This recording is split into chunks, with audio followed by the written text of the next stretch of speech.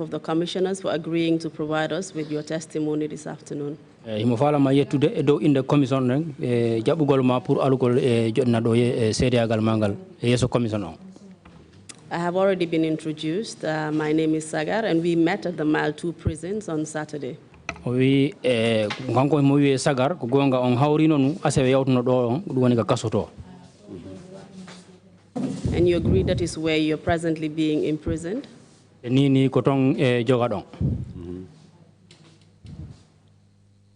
Yes. Mr. Ba, can you kindly speak into the microphone and speak loudly so that we can all hear you? Mr. Ba ko woni kon torade jungo ma ko dum woni ndahi do wayi tonude dande mon den seeda pour me wawa on nanude. Yes. Was that the answer to my question, that he is an inmate at Mile 2 prisons? Ndako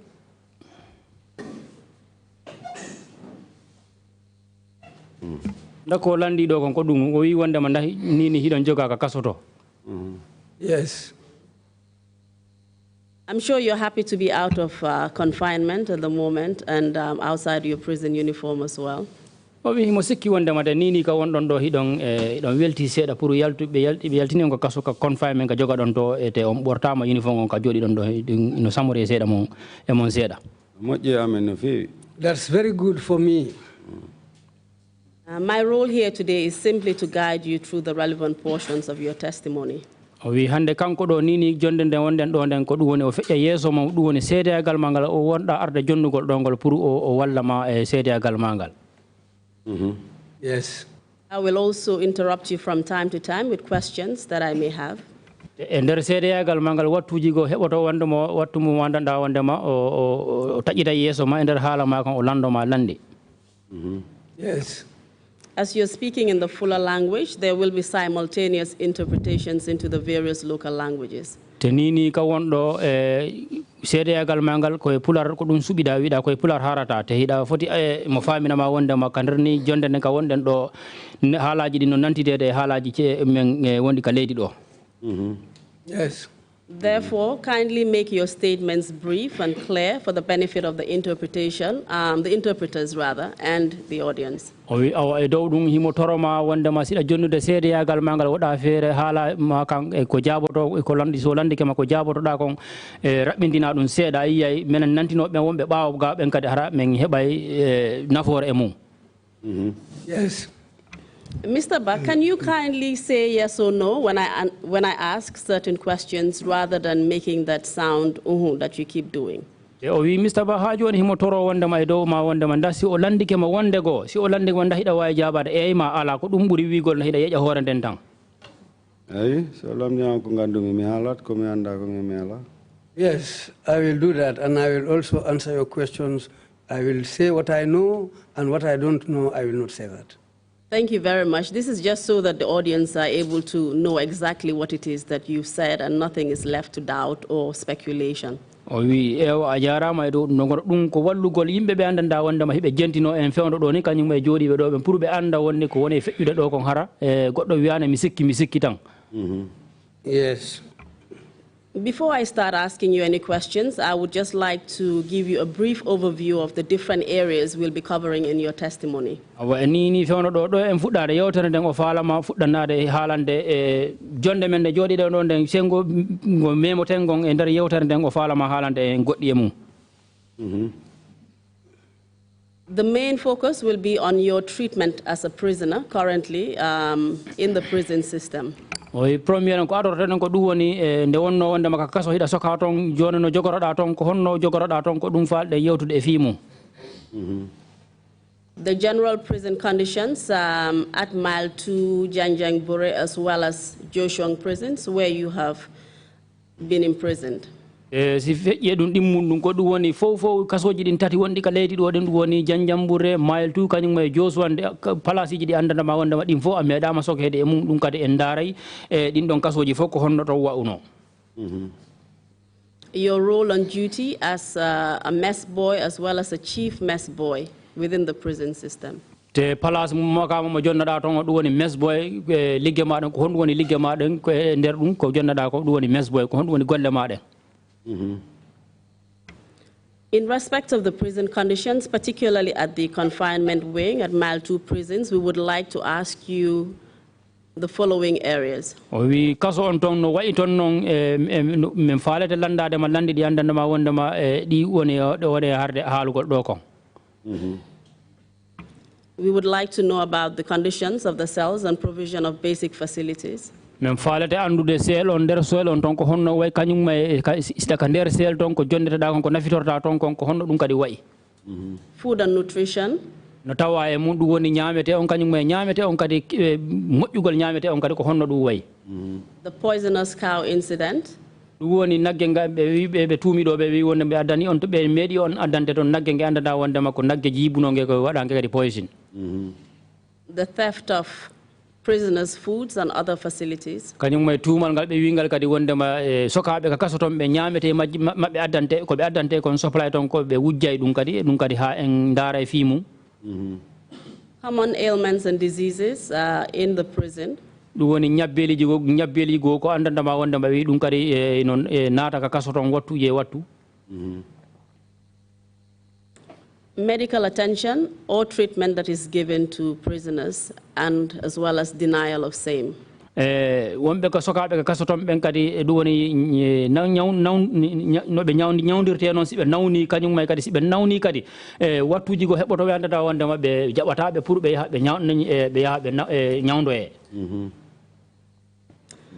Deaths in prison cells. Woni fatundeji dum woni mayileji hebotode kadi kasoton kadi don. Torture within the prison. Woni kadi sokabe kasoton ben bitte ko be bittinte ton gon ko lappugol ndako be hadete goddum e der hakkil be hade dum kadi en daara dum don kadi. The arrest, detention and torture of prison officers as opposed to prisoners. Liggotobe ka kasoton kadi dum woni police abe liggotobe ka kasoton wonde si be wiibe wonde be tampina sokabe ka kasoton be wobbe mabbe andana be saloto te ben liggotobe ka kasoton kadi ko be nangi be wobbe mabbe nangete be soke te en daara dum don kadi. Trafficking of illegal goods within the prison by prisoners as well as prison guards. Woni kadi ko andandama wondema yaadani e luwa on jabani dum pour dum naata ka kaso don dum don hono naatirta tan to hara hino immora yimbe be andanda hibe soka ka kaso don kanyum e liggotobe ka kaso don ben ko no wada feere de be watta ben habe naadina dum dim façon ji ka andre kaso don. The sale of food within the prison, although it's supposed to be provided free of charge. Woni yeyindirgol nyaameteji wonbe ka kasoton be yeyindira nyaamete gugonga hibe fota jonnede nyaamete nde wonno hibe sokaton hara be itanen taransu. Your relationship with the late Baba Job, who was imprisoned in the same confinement facility with you. Duwoni Allah hinno yaafomo duwoni Baba Job mo andandama wonde mo feƴƴini no wurani fewno do duwoni musidar ya ko woni kon hakkunde ma e makko andre kasoton. The execution of the death row inmates. Duwoni be yimbe kadi nanganobe ton be aranno ton be hibe waro be fof. And just a little bit on some of the junglers who were imprisoned with you. Woni si feƴƴi non kadi woni yimbe be kafumo be no be jongula so wobbe mabbe be andanda wonde be sogi meedama sogide be meedama sogidade e ma kande kasoton kadi. I have already explained that we have quite limited time to cover all of these topics. So therefore I will try and guide you as much as possible into the relevant bits that I need. Ni fewndo ka wondo le wattu ka wondo wattu yehi te ay ngala watu ɗuɗo ka wonɗo de ɗi fannaji ɗi o ha celle ɗe o haali ɗo ɗen fof ɗen foti ɗe darde ko joni o wallitoto e ma e nder seedeyagal ma ngal waɗen feere dawɗum wawa yawde seeɗa hara en ɓoyani ɗo. Another important bit we will cover would be your arrest, torture and detention in Basse. ɗum ɗon kadi so feƴƴi ɗum kadi ɗum woni no feere nde ɓe wannode ha ɓe nangguma ɓe lappuma ɓe tampinma ɗum woni Basse. And this is what we're going to start off with in your testimony. Before we begin, Mr. Ba, are those glasses prescribed by a doctor? Mr. Ba, do en fuɗɗade seedeyagal ma ngal ɗum woni londe ɗe watti ɗon ɗen da ko docteur uɓe yamiri on pour yon wattode gita fi gite mon ɗe na waɗi o wi ɗo en fuɗɗade seedeyagal ma ngal londe ɗe watti ɗon ɗe lone ɗen ndako docteur uɓe yamiri on pour gite mon ɗen yon wattode ka gite mon. No, Dr. Yamiranim do. Dr. Yamiranim do. Yes, it is not a prescribed. It is not. It has not been prescribed for me. In that case, can you kindly remove them whilst you address the commission?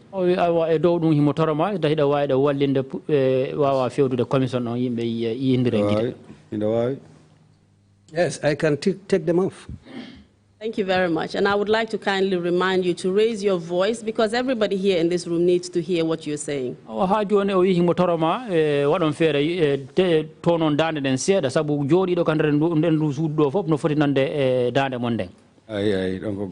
Yes, that's true.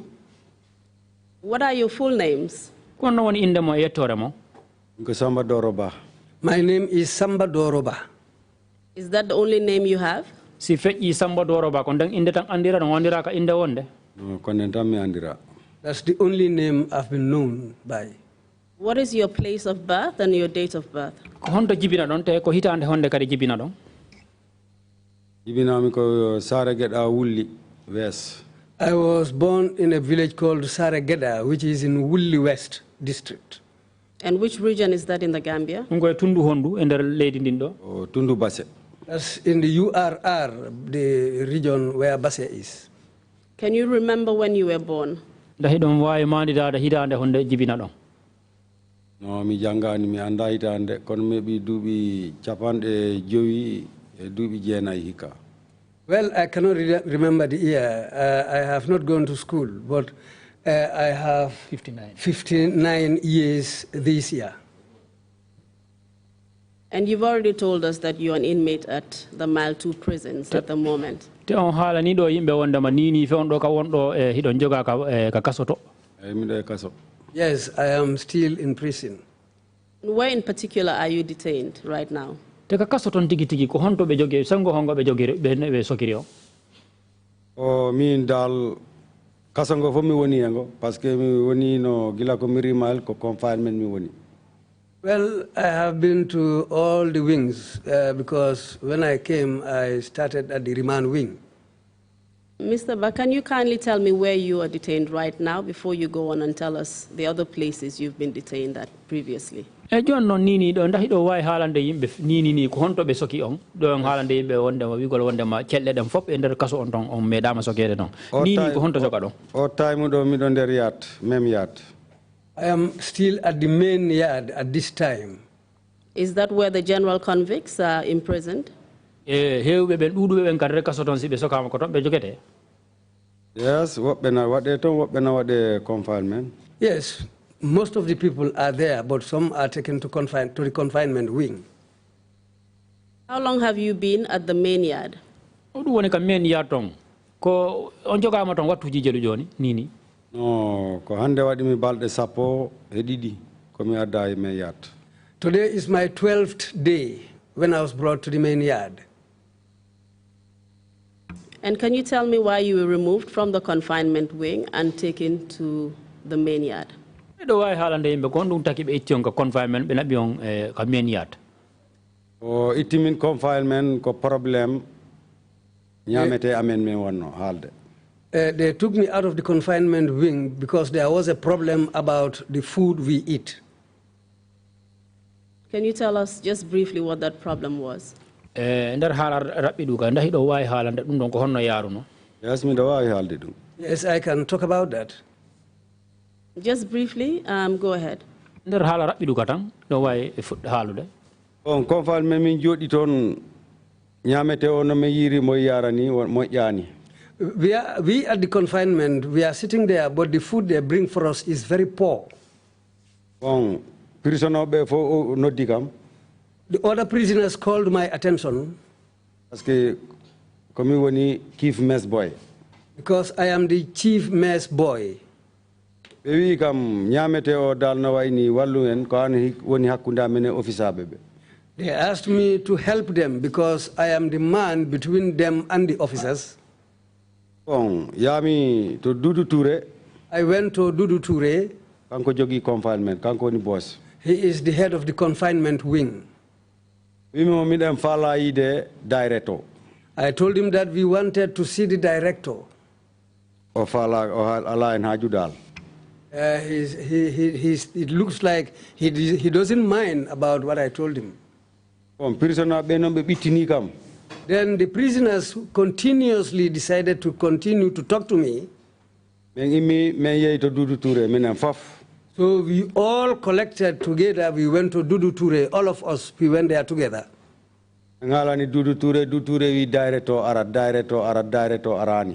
We told him our mission. What he told us was the director will come, the director will come. He went on telling us that the director will come, but we never saw the director. Can you tell us, Mr. Ba, which director he was referring to? Yes, I can tell you. At that time, Ansumana Mane was the director. You are referring to this year? That was last year. That was in 2019. And it was after the change of government. Yes, it was after the change of government in 2000, but it took place in 2019. And can you tell us how this led to you being removed from confinement and taken to the main yard?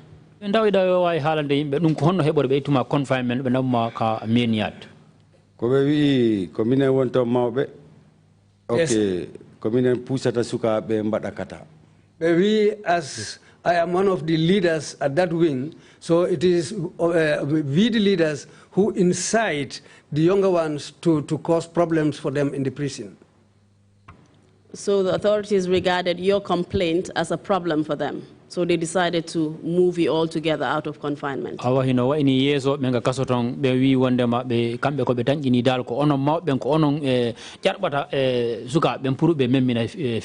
Yes. Yes. Okay, thank you very much for providing that information about the food. We will go back to the issue of food, but this was just along the way. Kindly tell us what other prisons you've been imprisoned in. O wiya jarama jonnugol yimɓe on kibaru kono en yaha e fi ñamete on joni hiɗa o hiɗa wawi haalande yimɓe si feƴƴi on confinement ka jogonoɗan ko hondo sengo hongo kadi ɓe sokuma e kaso ngon ɓeyti kam ɗon direct ɓe naɓi mi Josuwan min e Lamine Dia. They took me from there and they took us to Josuwan, myself and Lamine Dia. Apart from Josuwan, have you been imprisoned anywhere else? Si feƴƴi Josuwan ndaɓɓe wodi kaɓe sokiri on kadi no ko feƴƴi Josuwan confinement Josuwan kadi ɓe wonno toon parani sa. Even in Josuwan, we were taken to the confinement wing at Josuwan, but at that time, that wing was not even ready. Mr. Ba, just kindly answer my questions. You will have an opportunity to say everything that you want to say about the prison conditions in Josuwan. I just wanted to know the different prisons you've been imprisoned in, just to lay that foundation before we move forward. O wi ko faala tan jaabo tan no larnorma noon jaaboro noon tan en hewtay toon gon sengo to wigol wondema ko tonno place on tonno wa uno ko faala tan pour o wallina fondement on pour e haala ma kan hara ko yaara ka e heɓani caɗele. Yes, ko ɓeytimi Josuwan ko ɓe artiri mi direct ɗum woni ɗe balɗe ɗo mi arti yat. Ɓe artima hoto mile 2. Mile 2 yat. Yes, because of that again I'm taken out of Josuwan and brought back to mile 2 again. And apart from mile 2 and Josuwan, have you been in any other prison? O wi se faƴƴi Josuwan kañum may mile 2 nda wodi kaso ngo gandanɗa on naɓɓirama toon kadi. Oh, min mbaɗi makati 5 months. I spent 5 months in the Janjambure prison. And which wing were you detained in there? Janjambure toon ko sengo hongo e kaso ngon ɓe naɓiri on. Yato. The main yard. So you have been to all the prisons in the Gambia, basically? Awa hino wa ini onon kasoji wondi ka leydi ɗo ɗin fof on feerama sokede e mum. Mi andiɗi e probléme goto onon fof ko en mi waɗa. Yes, I've been to all the prisons in the Gambia, but always the same problem exists in all the prisons. And how long have you been in prison? Nini kawonɗo gilande ma soka ɗon e joni on heɓi wattu duuɓi jeelo e kaso. Heɓi duuɓi 17. I spent 16 years in prison up to today. And can you tell us what led to you being in prison? Yes, mi ɗo andi sababu ɓe haalani kam.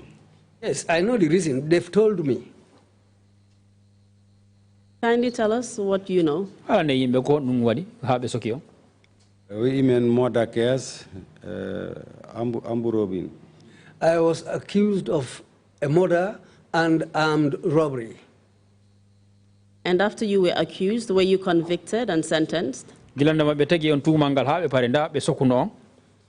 but take me now, pari be sokimin. Yes, we were tried and convicted. Can you tell us what your sentence was? No, allow work to go death sentence. Go? It has no limitation. It's for death sentencing. It has no limitation. It's a death sentence. Were you sentenced? Did you have more than one sentence? Apart from your death sentence, were there any other sentences that were imposed on you? Si feƴƴi wigol wondema on wona ɗon ha e gurdal mongal nda ɓe sokiri on sengo ko kadi wigol wondema ko ɗum ɗo watton e ɗum ɗo. Yes. Yes. Can you tell us what they were? On ɗum woni ɗum woni ɗon kadi. Maybe robbery no be choking of life. As for the robbery case, I have been convicted for life. So you had more than one case in which you had been tried and convicted of? Awa hino wayni tuumal ngal ɓe tegingol e hoore ma no wiya ɓuri goto.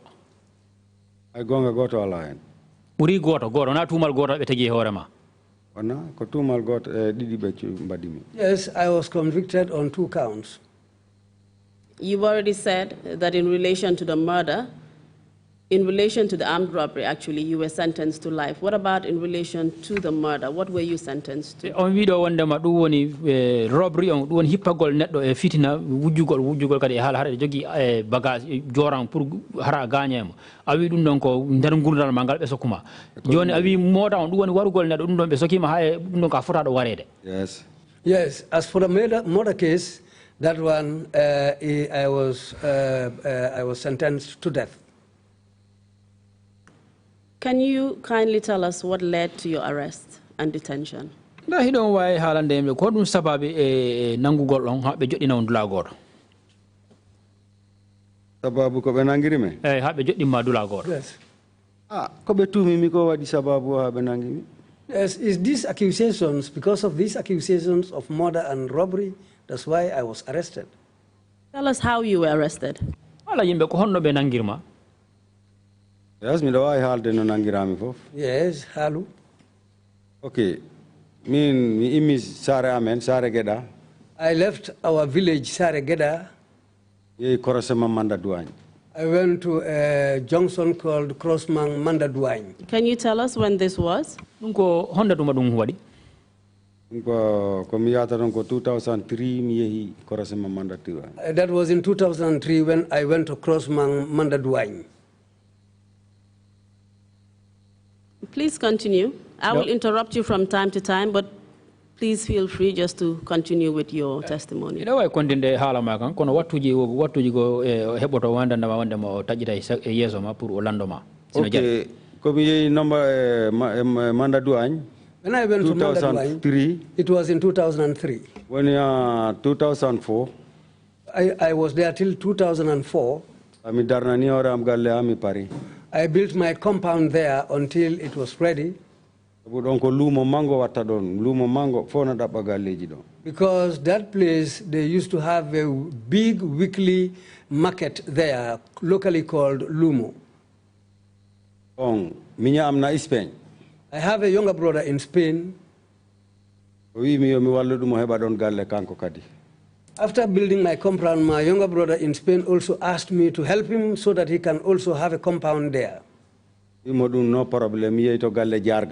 I told him that there will be no problem. I went to the Alcalo's compound. I told the Alcalo, Samba da jogi gese. Saidi awadana dum ton galle mo jidda fo dum wana problem ko yimbe men dabbata. He told me, Samba, this village, we are looking for more people to come and settle here. But you have land where you used to cultivate. You have a lot of land. You can help your brother to have part of that. Mr. Ba, did you eventually acquire the land and start the construction? Mr. Ba, kasa kitorum da hebuno palason fuɗɗi da darnu gongol. Ayi. Yes. Anami fuɗɗi darnu. Yes, I started building. Kindly tell us what happened after that and what events led to your actual arrest. Joni da way halande yimɓe ko honɗum sababi gilande makko ɗiɗa darnugol ko honɗum ha wonɗum sababi ha nangugol ɓangol ari. Ok, mi fuɗɗu darnude galle o mi waɗi ɗon ko 1 month so tan miɗen golla. Ko galle ma hore ma an. Galle am no galle miñango. Yes, after I have completed building my own compound, but when I started building my younger brother's compound up to 1 month,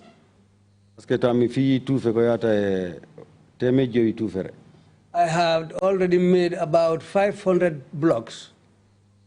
One day, then the policemen, they came with 3 pickups. They came and surrounded my compound. I was not in the compound at that time. I was at my farm. I had one man who came to spend the rainy season in my compound. He was weeding at that time in the compound there.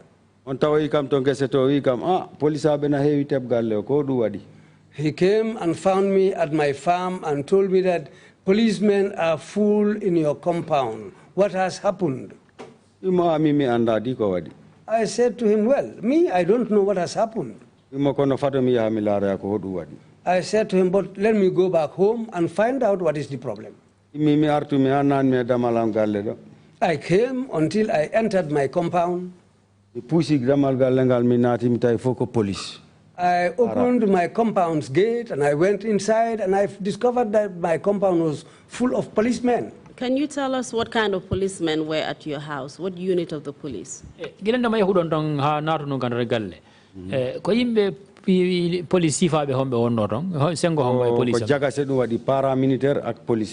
Well, they were mixed. You have the paramilitary and the police. How were the paramilitary dressed? They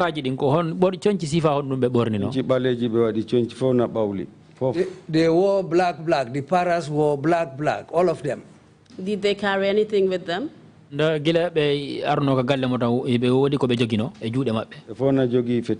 were all armed with guns. Were they armed with anything else apart from guns? Bottle gas. They had bottles of gas with them. Heavy bagas. They had a lot of equipment with them. When I entered the compound,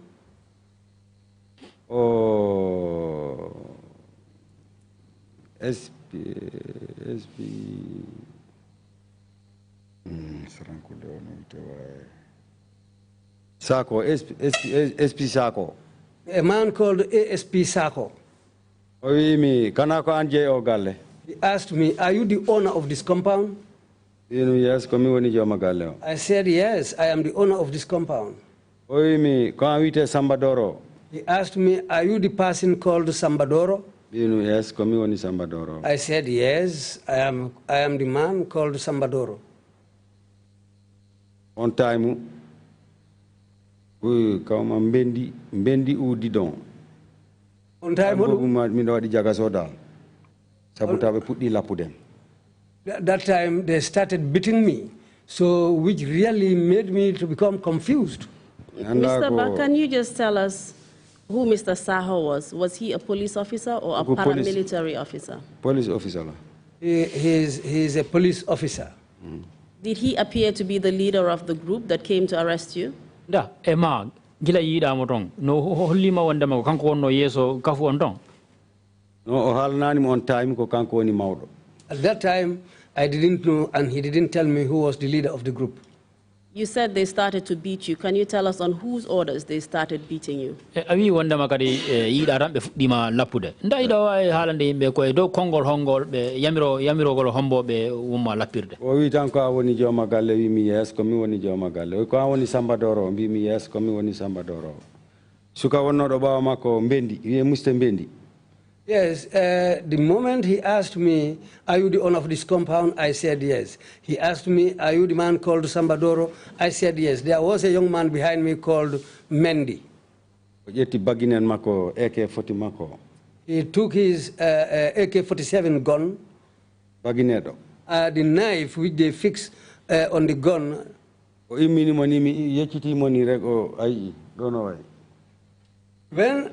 I looked behind me, by that time he had already raised up his hand with that knife. Then he struck me with the knife. Then I asked him, do you want to kill me? For what reason? I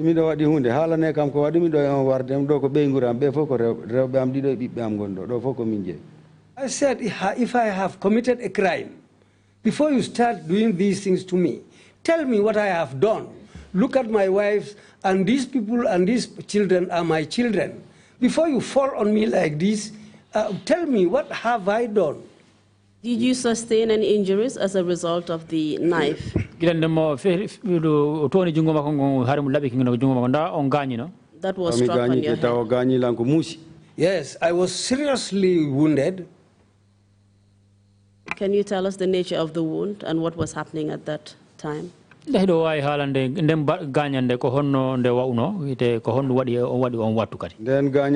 Konde Musiko for on what to number Yani or Ambe Happy Me Hati. With that painful injury on my body, they fell on me, continued to beat me, and they tied me up.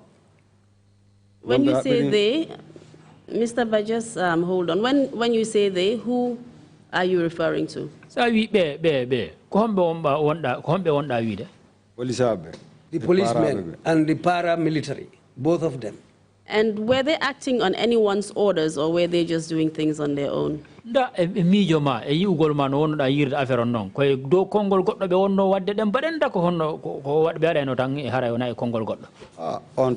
mi anda e hodum be gonno parce que min do gon mi do mi tampi mi anda do gon mi anda ko be ngebbi waddem.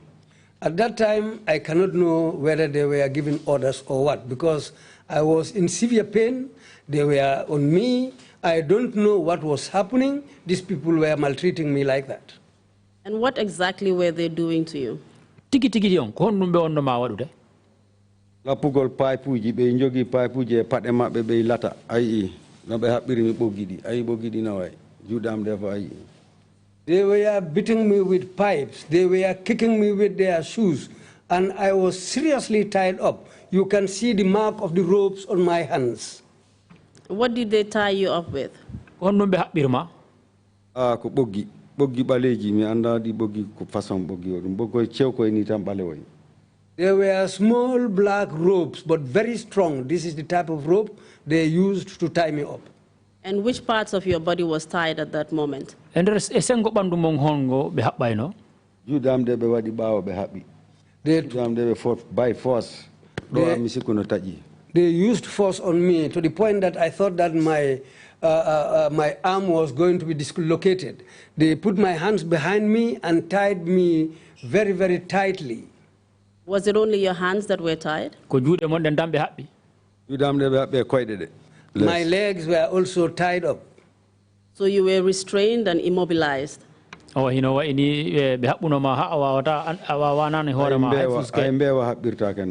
Even a goat will not be tied like that. And you've already said that this was done in the presence of your family? My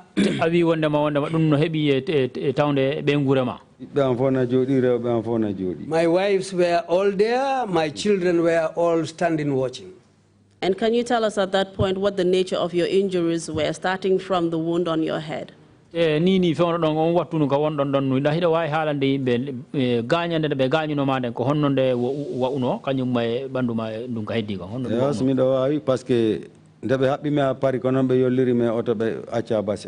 They went on beating me with all that wound on my body. Until they were satisfied, they threw me on board a vehicle and they took me down to Basse.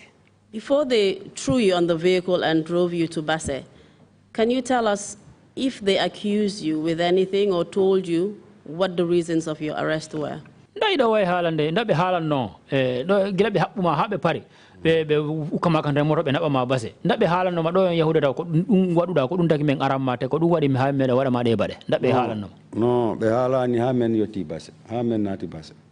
tell me anything until we entered Basse. And before you got to Basse as well, were you able to identify any other police officers or paramilitary officers apart from ASP Saho? wi e dow lawol gila yahayno ɗon gila ɓe haɓɓuma ɓe hawkuma kandere moto hiɗo yahude kandere ka moto hiɗo yahude Basse nda a andituno neɗɗo e maɓɓe ɗum woni ganda ko police aɓe nda ko paraɓe min si feƴƴi e ASP Saho on waktu taw mi anda hay goto on waktu. At that time, among the guys who were there, I don't know any one of them. You also mentioned one Mendy who was there, is that correct? a wiɗo kadi waji goto no ɗon kadi wiyeɗe ɗon Mendy ndako gonga Eyi. Yes. Do you know his first name? ɗayi ɗon andi inde makko ɗen tigi ko honno Inde makko nde mi anda ko Mbendi rek nanmi ɓe wiya Mbendi. No, I don't know his name. I heard them calling him Mendy. This is why I even know his surname to be Mendy. Was he paramilitary or police? ko police ajo nda ko parajo Ko paramilitary. He is among the paramilitary. And after they threw you in a vehicle to Basse, kindly tell us what happened. gilandema ɓe yehi ɓe haɓɓi on ha tiiɗi ɓe hawki on gardere moto yahuɗon Basse ko honɗum watti kadi Depuis korosema ɗo galle am ha min naati Basse ko immi ɗo lapat miɗo haɓɓano miɗo waali to hakkunde siranje ɗe ɓe wallinimi. From the gates of my compound until we entered Basse, they went on beating me time to time. Any one of them who gets up will strike me. Did you recognize any of the people who beat you? nda woodi mo andituɗon e maɓɓe Yes. Yes? Kindly tell us who. ala yimɓe ko hombo andituɗon e maɓɓe Anditi en Dumbuya. Umar Dumbuya. I recognized Omar Dumbuya among them. Heddiɓe ɓe mi anda ɓen dal heddiɓe mi yejjiti ɓen. The rest, ɓe kewi. the rest I cannot remember all of them. There were a lot of them. There were plenty. Konyaji. There is one among them also called Konyaji.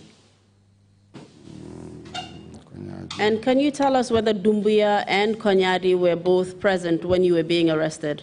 nda hiɗo wawi haalande ɓe o koñajijo kañumma e Dumbuya nda ɓe fof ɓe tawano wattumo ɓe arnoɓe pour nanngugol on Yes. And were they paramilitary or police? ɓen kadi ko paraji kanda ko police aji Konyaji on ko darayba. Konyaji is a driver. Dumbuya on ko CID. Dumbuya is among the CID officers. And Konyadi was driver of the police or paramilitary? koñaji on ko driver police aɓe ɓenda ko police Darayba police. He was a police driver.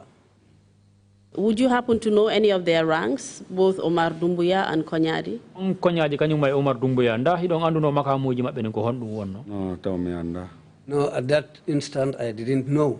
Would you recall the first name of Konyadi? koñaji inde makko ndani ɗo wawi manditade No, min ko Konyaji tan nan ɓe wiyamo. No, Konyaji, I heard them just saying to him Konyaji, but I don't know his name. Would it appear that ASP Saho was the most senior out of all these police officers and paramilitary officers? nda ɗum holliri o wondema e ASP Saho ko kanko wonno neɗɗo mo andanama ko kanko place makko ɓurno towde e ɓen yimɓe o tawano ɓen to fof ɗum woni e nder paala ɓen kañum e police aɓe ɓen fof ko kanko wonno neɗɗo mo andana ko makama makko on ɓurno towde ɓe fof wonɓe toon ɓen Yes, nangoynoɓe galle am ɓe fof kanko woni mawɗo. Yes, among the team, both police and paramilitary who came to my compound, he was the most senior among them.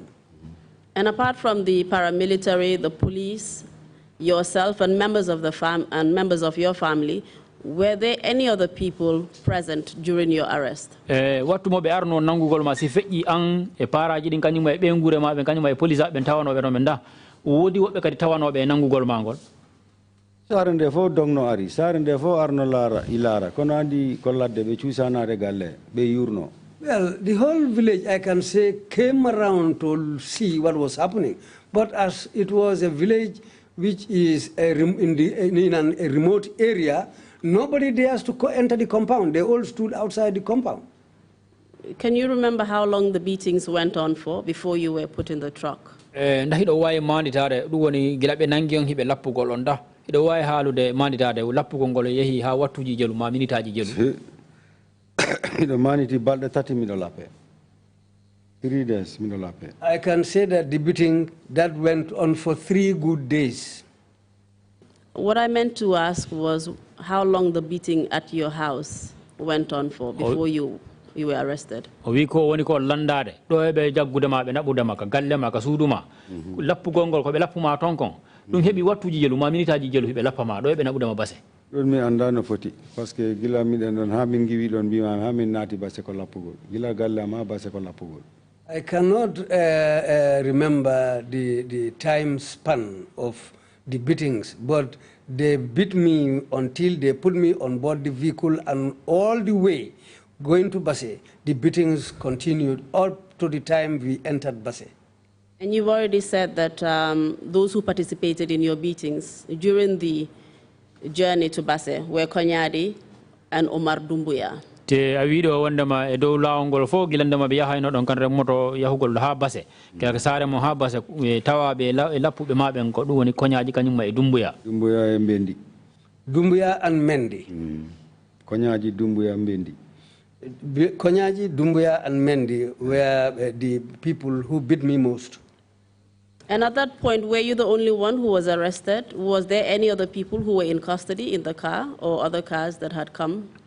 On wattu ndax ko anta woni neɗɗo mo andanama wondema hiɗa nanga kan remmoto toon ndax woodi wonɓe ɓe wondunoɗa toon ndax ko anta wonno e junngo on oto komin taw wonno e oto kono goɗɗo na ɓaawo amen e oto on kadi ko nangaɗo.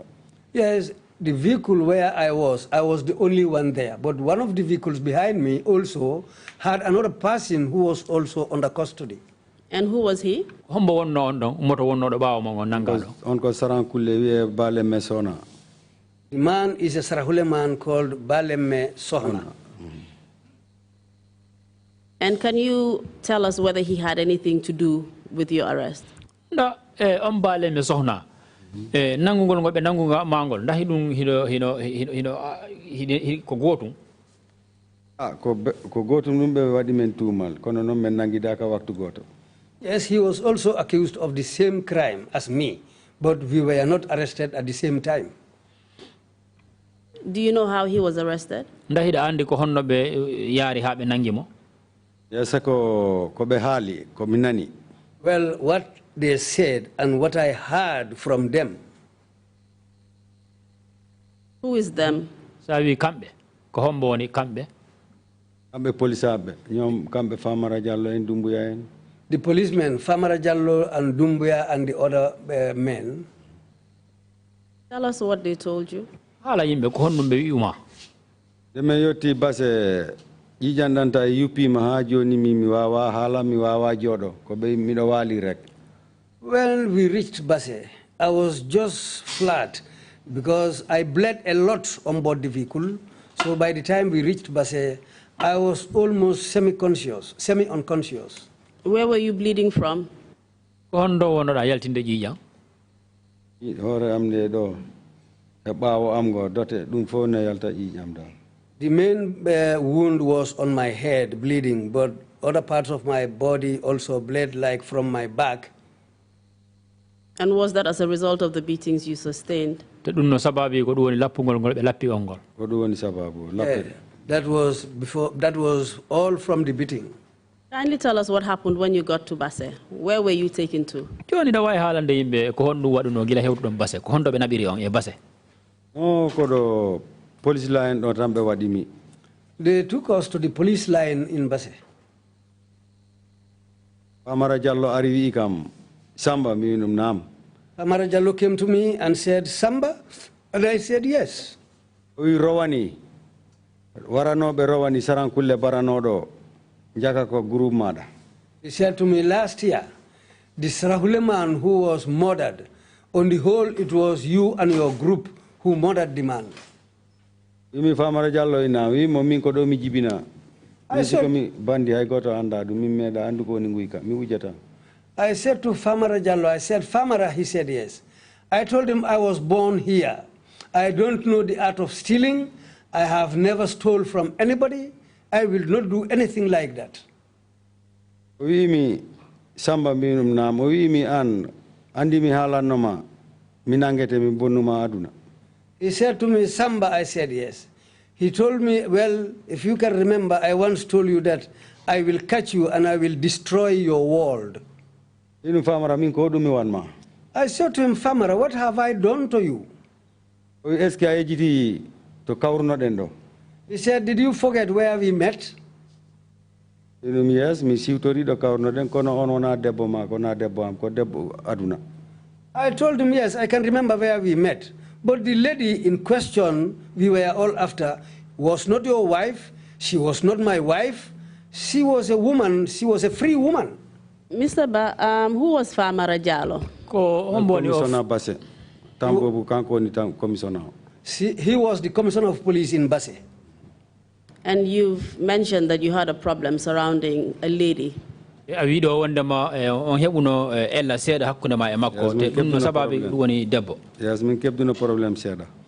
we had a problem.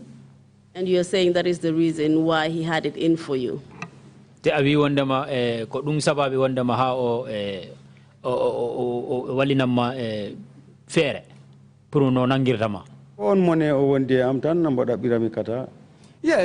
that was the reason he was still angry with me, so that he can just put me in trouble. Mr. Ba, you've already told us that you are being accused of an armed robbery and murder. Is that correct at this stage? Awi wandama yimbe wandama do wandama dalay sababu ko be tumirma ko doni be armed robbery kanyum ma moda du woni hippagol neddo e dow e joran jogol joran kanyum ma warugol neddo ndako gonga ko dum be mbi kono be kollata ma bagage amde be nangirani may tous. That's what they said, and that's what they went on saying. But they have no proof against me. They cannot show anything like anything that they caught with me. And that is the reason you were arrested and brought to the Basse police station. That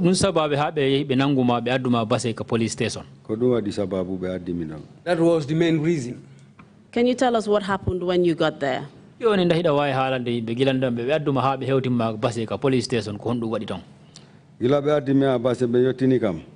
we arrived at Basse, I never had peace again. Because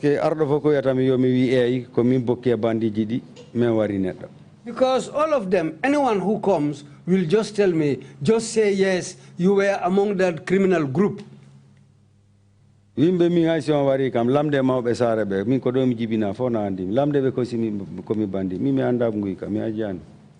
told them yes, ask everybody. I was born here.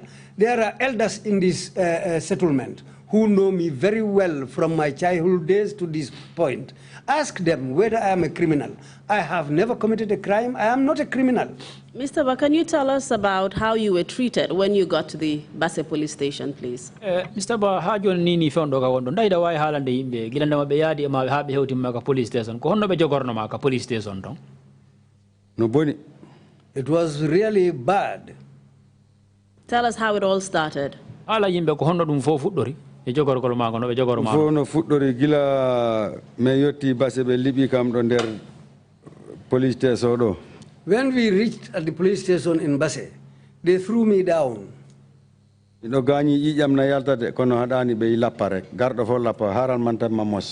was wounded and bleeding, but any one of them who comes will say, let me also test part of the beating, and that person will also join them to beat me up. The Alhaji Yerocham woni jarga Basse, wonno jarga Basse on time. At that time, Alhaji Yerocham was the alkali of Basse. He came personally and told the policeman that this person was born here. We know him. He is not a criminal. He is not a thief. And we don't know any crimes that he has committed. And he is our son. And he is our son. Amara Jallo imo ko awan woni jarga kono yaltu officer mi yida ma hersinde yaltudo. Famara Jallo said to the alkali, I know that you are the alkali of Basse, but this is not your business. Go out of this office before I will disgrace you. Mr. Ba, can you just tell us how the beatings were carried out on you and who did them? Mr. Ba, nini joni fondo ka wondo nda hida way halande yimbe dum woni ngol lappugol gol be lappu mangol ko honno dum be nabir dum e horema ke ko hombe kadi wadi madum. Were you taken anywhere, for example? Nda wodi ka be nabuma misal itunom do der police be nabi min to ladde to ni akunde Basse e Mansajang. They took me out of the police station and took me to an empty area between Basse and the settlement of Mansajang.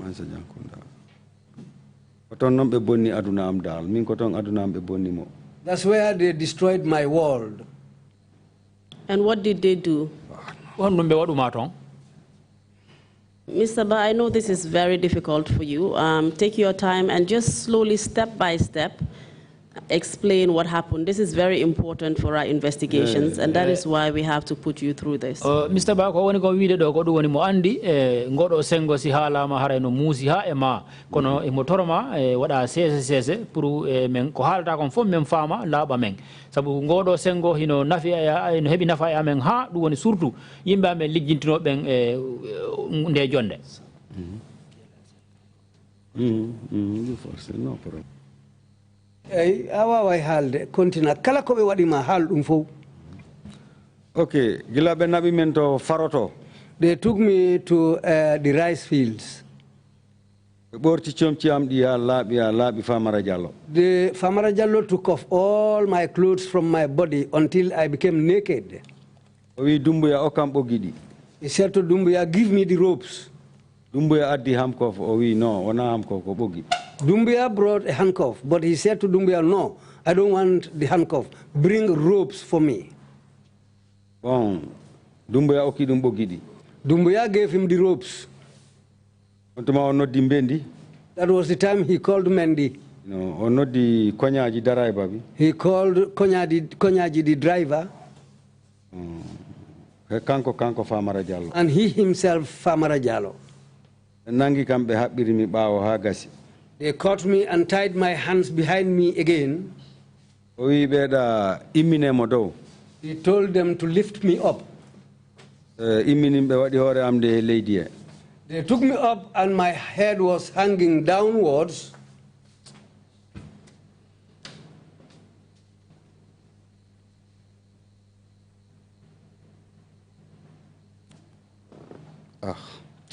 Mr. Basso, that we can understand, are you able to continue? Mr. Ba, pour men wa faamu de tan do fono do go sengo ka won. Bon, o jepti ko acid. What he took was acid. Parce que ko hondere do itte jifa makko wi Dumbuya dabbano am acid o ko pullo. He took $100 out of his pocket and gave it to Dumbuya and told him, this man is a fuller. Go and buy acid for me. O simi tampinani dum halata gonga. He said, if I don't torture this man and make him suffer, he will not tell me the truth. Dumbuya non dogi jepti auto yehi. Dumbuya went on board the vehicle, he took the vehicle and went. Shortly, he came back with a bottle, a short bottle. When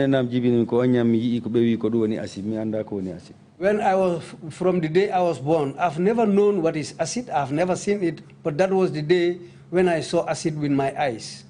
He took a knife and a stick to open the bottle.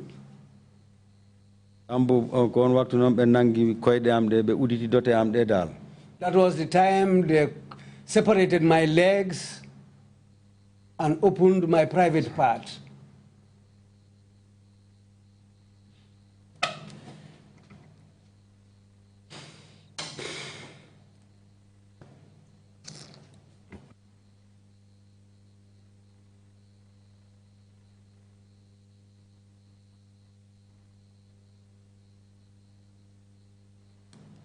Bon, gila wadi midum. When they did that, when they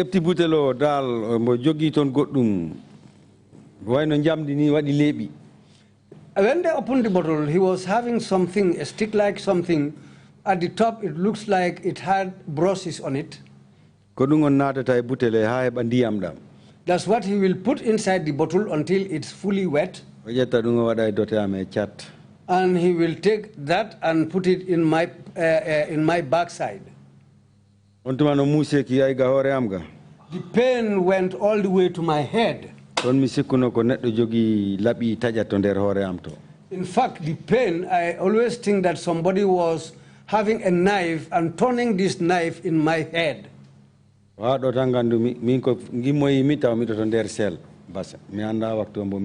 Then I became unconscious. The time I woke up, I saw myself inside a cell in Basse.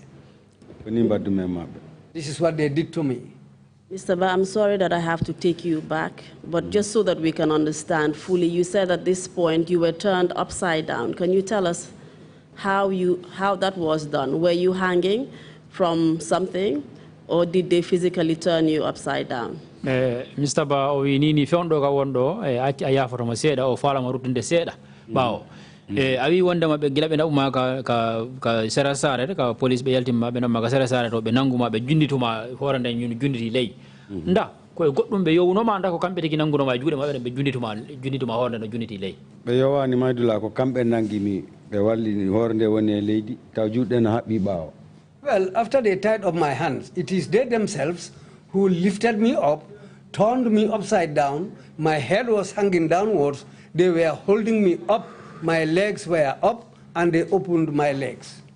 And you said Farmer Jallo was the one who took the liquid and basically put it on your anus. Is that correct? Abi wonda mako police ajo wede do Farmer Jallo ko kanko tigi wonno neddo mo andanda man kanko jetti o liquid o jetti o natino dum e der bandu mandum kanko wadi fof.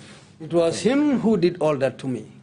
You said Dumbuya was present as well as Konyadi. Who was holding you at that point? Awi Dumbuya no ton kanyum ma e Konyaji ko hombo kadi si feƴƴi be do tato ko hombo kadi tawano don ko hombe wonno ma nangude da mi anda ben sabu be heewi ha burti. The others, I don't know them, but there were a lot of them around who were able to perform this on me. Ay be lapu ben ko andirmi be sa ko ni ya hebumi hakkilam arti nanum be nodda ben kari ko dum andirmi ko ko kari wite. Even the names I have mentioned here, I had them calling each other. This is how I came to know their names, but they were all strangers to me. Which names are you referring to?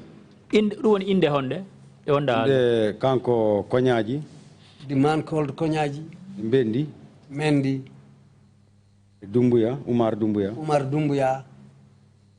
Yes, kobe hakilam nangitaw. Yes, these are the people. These are the names I can remember. Just so that we can clarify, tell us who exactly was present apart from Farmer Jallo when this torture was being carried out on you. Pour do laba tan godo sengo laba nda hala yimbe tigi tigi feƴƴi Famara Jallo ko kanyum may hombo kadi tawano ton gila be wadano de bade wadano ma de bade ko be wadimi ko fof ko be mi halan ma be wondi e Famara Jallo ko be watta ko kambe e Famara Jallo. The names I mentioned here were the very people who were standing present physically when they were doing all these things to me. And the names that you mentioned were Mendi, Dumbuya, Konyadi, and Farmer Jallo, is that correct? Inde de halda do ni Mendi, Dumbuya, Konyaji kanyuma e Farmer Jallo ndako no. Ko be mi manditi hen. Yes, these are the people I can remember. And can you describe Dumbuya to us? O Dumbuya jon da hido way jondo de may be misal ko neddo si façon hondum ko hondo way. Ko njolni danejo. He is a tall man and fair in complexion. And you already told us that he was a CID officer at the Basse police station. Is that correct? Awi wimbe wonda ma on jamanu no hari ko CID o wonno ka Basse ka police station ton. Kanko CID o nabi kama office makko kadi. Yes, he's the man who said he's from the CID unit, and he took me all the way into his office. And Konyadi was the driver, the police driver that drove you from your hometown in Kosema to Basse. Konyaji ko kanko wonno neddo madana ko driver wonno kanko wonma dogini moto ngenda maka gallema ha ka bali Basse ka police. Kala do be yata Konyaji doginta kanko driver mabbe. Konyaji was their driver. Everywhere, anywhere that they went to, they were driven by Konyaji. And of course, Farmer Jallo was the OC. He was the head of the police in Basse at the time. The Farmer Jallo ko kanko wonno OC ko kanko wonno yeso police be on jamanu e Basse police station. Yes. Yes. You've already told us that the pain you felt after this acid was inflicted on you. Can you tell us whether there were any other effects of this acid being poured on your private parts? Awi wonda ma gilanda be jetti o acid ha be wadi munati ni mo be wadi bandu mandu nda ida way halande be gila be wadi o acid e der bandu mandu nda dum hebi e cadele ko dum na e okuma e der e bandu mandu okki kam cadele kewde sabu mido sikki gore am koko boni. Well, this brought a lot of pain and troubles for me. In fact, I think even that was the reason why I cannot function anymore as a man. You only mentioned that the acid was actually put on your anus. Was it put on any other part of your genitals? awi ko wiɗa ɗo yimɓe kon ko ɗum wiɗa acide on kande rotere ma tan ɓe waɗi ɗum nda ɓe wanno ɗum kadi acide on kadi yeeso ma yeeso am go dal ko ɓe waɗi ga dote ga ko ɗum andi ko ndiyam dogi ari a nangi tubamba. Yes, as you know, the acid is liquid. So when they put it in my anus, it rolled down to my private part, and I think that's what affected me. And what happened to your private parts? Apart from the pain, what happened to them after this acid was put on it? Acid gila be ha be way be bimo e bawma ha dum hewto yeso ma ton kon dum tampere hon dum wanno e bandu ma dum tampere maunde wadina tampere maunde. I suffered greatly, immensely.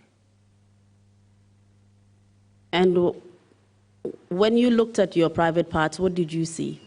Si andarte diga yehi andarte diga yeso ma kon dum yeta ayat batte ko gañi no ko ayay batte mudum ko gañi ko. If you look at it, you will see the signs and marks it caused on my body. And I'm asking you what you saw at that particular time. What happened to it? What was the sight like? Koy on wattu on jaman on tigi tigi wattu mo be wanno ma dum yeso ma ko hondu yiyayno da o wattu on tigi tigi o musse kitam mi yanno mi wala wullu mi nyalla wullude ko Allah e baba job sa walli mi seda. Well, I used to cry the whole day and night because of the pain. It was Baba Job who was able to assist me. Can you tell us any other effects of the acid on your body? Was your skin intact, for example? Si feƴƴi ɗum ɗon daway haala nda ɗum heɓu jonnunoma caɗele goo kadi nda ɓanndu ma ɗum tigi ɗum ɗon kadi sansanoki ɗum okkunom caɗele imi okki caɗele ha joni sami sellani ha joni waɗatta mu affaire amo waɗa puƴe ɗe fusa ɗe wona ƴiƴam na yalta ha joni. This problem is still ongoing because up to this present day, sometimes you will see some boils will form on my body, and time to time these boils will burst and blood will come out of them. That's still happening to me. You've already mentioned this was the second time you were being tortured. You were tortured during your arrest, and you were also tortured at the Basse police station. Would you happen to know the reason why this was done to you? Awi wondema ko ngol ɗo wonno laawol ɗimmol ngol hiɓe lappama sabu premier lo ko ɗum woni folo gila ɓe nango e ma ka galle mo ka saare mo ɓe lappunoma ton gila ɓe adduma ka Basse police station kadi ɓe yaltimma ka Basse police station ɓe ɗaɓuma ka sera saare ɓe lappuma ton kadi nda ida wawi haalande yimɓe ɗum ɗo ko ngol lappugol ngol ɓe waɗuma toon fof ko hon ɗum tampere hon ɗum waɗi e ɓanndu ma lappe kam ɓayri komi tagaɗo andi wonno lappirteɗa every time dala yiyat hoore maɗa e caɗele ɓanndu am ɗo immoto muusa mi mi sikka mi mayat joni tawa mi anda ɗo gonni mi wano kangaɗo ni. Yes, because as a human being, the beatings they meted on me is still having effects on me. Sometimes when the pain starts, my whole body will pain me up to the point that sometimes I'll think that I have gone mad because of the pain in my system. Sometimes I don't even understand myself. Mr. But the question was, do you know why you were being beaten and tortured? wi ko lande ko ɗum way ndahiɗa andi dalila hon ɗum sababi ha ɓe nanguma ɓe lappuma ɓe wi ko amburobin men waɗi encore miɗen heeɓi moda kes ko ɗum ɓe wi min noon mi anda. They accused me of murder and armed robbery, which I don't know about. And why were you being beaten after you were accused of robbery, armed robbery and murder? yoni ko honɗum dalili ki sababu honɗum waɗi ɓe lappuma guilandema ɓe tuuma ɓe wondema ko armed robbery kañum e moda waɗɗa ko honɗum waɗi ɓe lappuma awa e dow ɗum ɗon no jakinimi min e hoora. Me personally, that is a puzzle to me. I still don't know the reason for that. You have already said that they were trying to convince you to own up to those accusations. Is that correct? te awi won yimɓe wondema premier awi ɗo wondema sa yi ɓe waɗama ɗum koɓe falama jaɓɓinde tan pour nanga ƴetta dongal ngal koɓe woni kon haalde e hoorema. Yes, ko ɗum ɓe faala. Yes, they wanted me to own up and confess to crimes that you are saying you did not commit. Pour jaɓa baɗe ɗe andandama wondema awi wondema an a anda hen hay fus. Allah wite billahi miɗo nangi kamilu ala ko gandumi min ko gaynaka e demgol gandumi mi anda nguyka. I held the Kamil or the Quran in my hand and I swore, and I'll still stand by that. Me, I know two things in my life. I am a herdsman and a farmer. That's all what I was doing throughout my life. And apart from the torture, apart from that first torture at Basse police station, were there any other tortures carried out on you? Si feƴƴi ɗum woni lappugol ɗimmal ngal ɓe waɗumangol ɗum woni Basse police station nda ɓe lappituno kadi ko ngarmi ga ko mi lappaka kono Basse ha min gitta toon ñande fof subaka ɓe lappoyan men. Until the day I was brought down here, yes, that's when the beating stopped. But when I was in Basse, every morning, every day, they will come for me and beat me up. And during those instances, who was carrying out the torture and what was done to you? On wattu fof ko watmoɓe lappayno ko hombo waɗayno homɓe lappayno ɗi lappi fof. Responsable woni Famara Diallo kanko wiyata accan lappembo. It was all Famara Diallo. He will order the other guys to come and beat me up. And which other guys are you referring to? Woni homɓe kadi ɓe wonɗa wiide fi mum. Groupe makko o rek ɓe mi wima o tan Dumbuya Mbendi Konyaji. It's the same people, the same group. Dumbuya, Mendi, Konyaji. They are the people who will come and beat me up. What were they beating you with? Kon ɗum ɓe ƴettano koɓe lappirta ma ko. Ko lifuji ɓaleji ɓe ƴefta pipe uji goɗɗi ɓe waɗa leydi to nder toon ɓe tuppa ndiyam ha tekka ha selba ɓe waɗa leydi ha tekka ɓe ara ɓe siila dow ko ɗin ɓe nangano ɓe ma kaɓɓi ɓe lappa. They will take pipes with holes and put sand inside it and seal the end and wet it with water and come and start beating me with these pipes. Was there any particular place at the Basse police station where they were carrying out these beatings? O wi nder Basse ka police station ɗon da place no ton ka andanama wondema ko toon ɓe wowi wadde ɗi lappugol. Nder police station sa naati ɓaawo mum ni.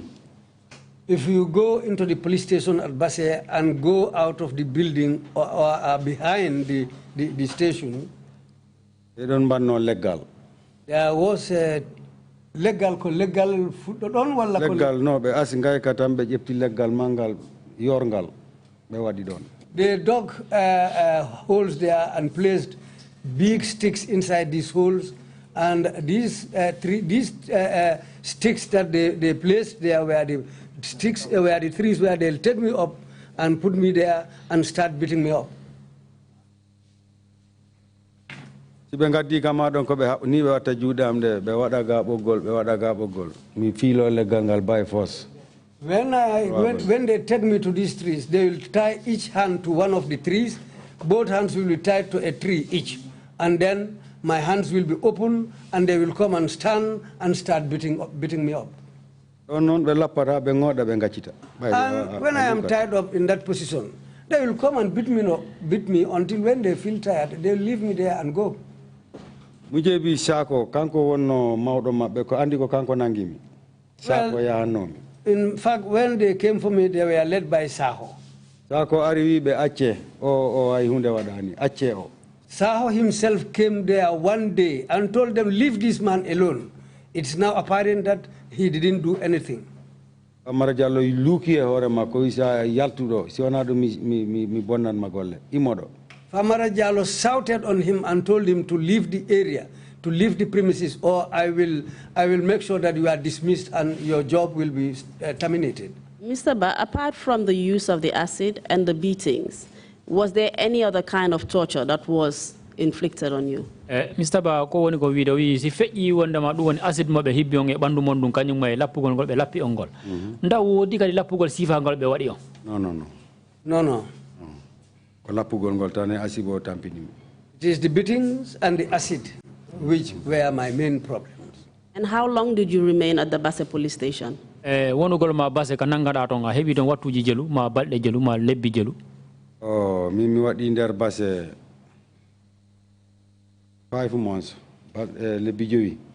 I spent 5 months at the Basse police station. Mr. Ba, were you taken to court at any point whilst you were detained in Basse? Jamanu mo ɓe nangunoma on Basse ka police ton. Nde jamanu heɓi ke mo ɓe naɓunoma ka court.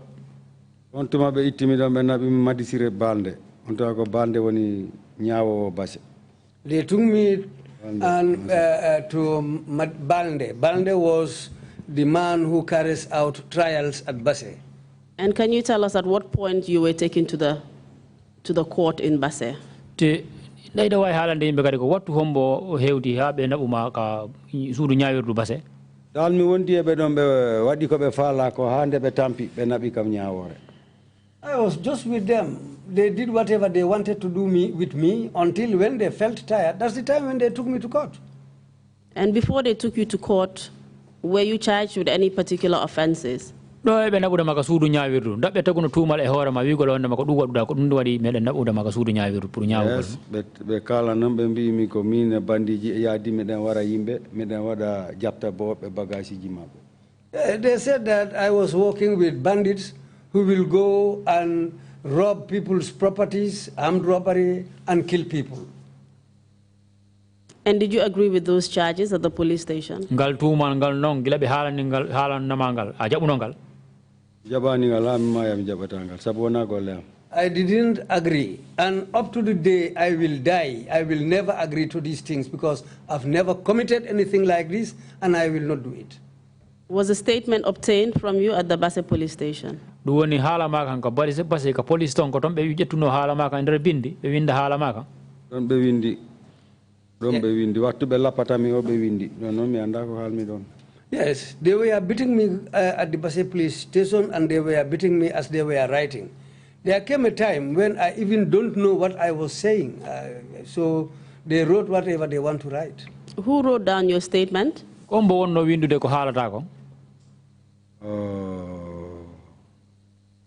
ɓe joginoɗon suka goto NIA ɓe wiya Mamadou Pita Diallo. There was an NIA officer called Mamadou Pita wala Pika? Mamadou Pita Diallo. Mamadou Pita Diallo. Yes. Pika. I think it should be Pika. Mamadou Pika Diallo. Mamadou Pika Diallo. Kon windanno ko haalaymi ko ɓe wi ko windi ko haalumi ko. They said he was the man who wrote what I said. And after he wrote it, did he read it out to you again? Kilandema o yehi o windi ko haala ma kan ha o pare nda o jangannama ɗum o firtanama ɗum fof ko woni ton kon. No, mi janganaka mi hollaka ay tus. No. He didn't read it to me. He didn't even show it to me. They just took me to court like that. Did you sign the statement? Nda on signe no statement no? Ino mi signata ɓe waɗi by force. Sabu si wona ɓe heelaki kolliyamdi ko by force ɓe waɗiri mi sign. They told me to sign it. I refused. They told me if you don't sign it, we will break all your fingers. Parce que mi ɓe jangane kam ko woni toon ko haalton ɗo ko jange ɗum mi nana. I told them to read out the statement to me, but they janganima ɗum. They refused. They said no, they will not read it to me. Let me sign it by force, or they will break my fingers. Are you literate in English? They jangi, the family angale. Ida family angale on. No, mi famani di kono mi ɓooyi haaloɓe anglais duuɓi sappo e jeegom miɗo confinement miɗo nana ɓe kala goɗɗum mi nanat. No, I have not been to school. I didn't learn English, but as far as I spent over 10 years in confinement, I hear them speaking English. That's how I came to pick up some words in English. At that point, were you able to write? On what unda hida wawno windande hoorema? No, mi wawa. No, I cannot write. Did you sign, or was your thumbprint taken? Signu no nda ko be ko tampe ma kolluma ko be jetti be tampi kaydi nda ka signu no. Ɓe signinilam force ɓe waɗi kolliyan ɗi bo force e kaydi. They made me sign it by force, and they took my thumbprint also.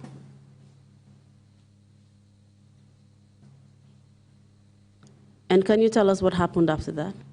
Yonda way halande yimɓe ko on ɗum kadi waɗiti. Gila ɓe naɓi mi court on waɗi men rimayel o wi men naɓe Makati. After I was taken to court, they said let them take me to Makati, and I was sent to remand. How were you sent to remand? Ko honno ɓe naɓirima ka remand? On nde ɓe itti min Basse ɓe waɗi mi handcuff ɓe addi Makati. When they took me from Basse, they cuffed my hands and brought me to Makati. How were you sent to remand? Did the court make an order? On no ɓe naɓirima remand ɗum woni ko kaso ton nda ko court on jondirno e yamirore. Court o wi yoɓe waɗu men rimayel. Yes, the order came from the court. They said let them take me to remand. And at the court, were you arraigned where the charges read to you? Ɗum woni ko court ton gila ɓe naɓunoma ton nda ɓe janngannoma tuumal ngal ngo ɓe tegi ngal e hoorema ɓe firtanama ngal ka court ton.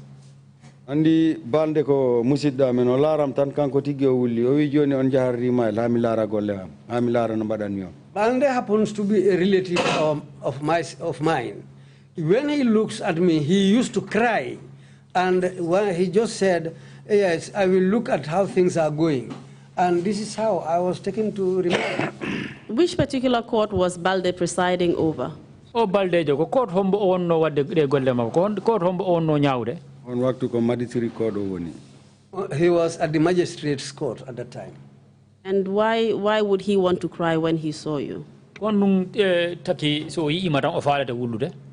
Ano wamini yidam fo gandudom yidam fo wulat sabuta bandam fo boni. Anyone who knows me, if they see me, they'll cry because the condition of my body, my body was totally spoiled. So it was obvious that you had been tortured. Yes,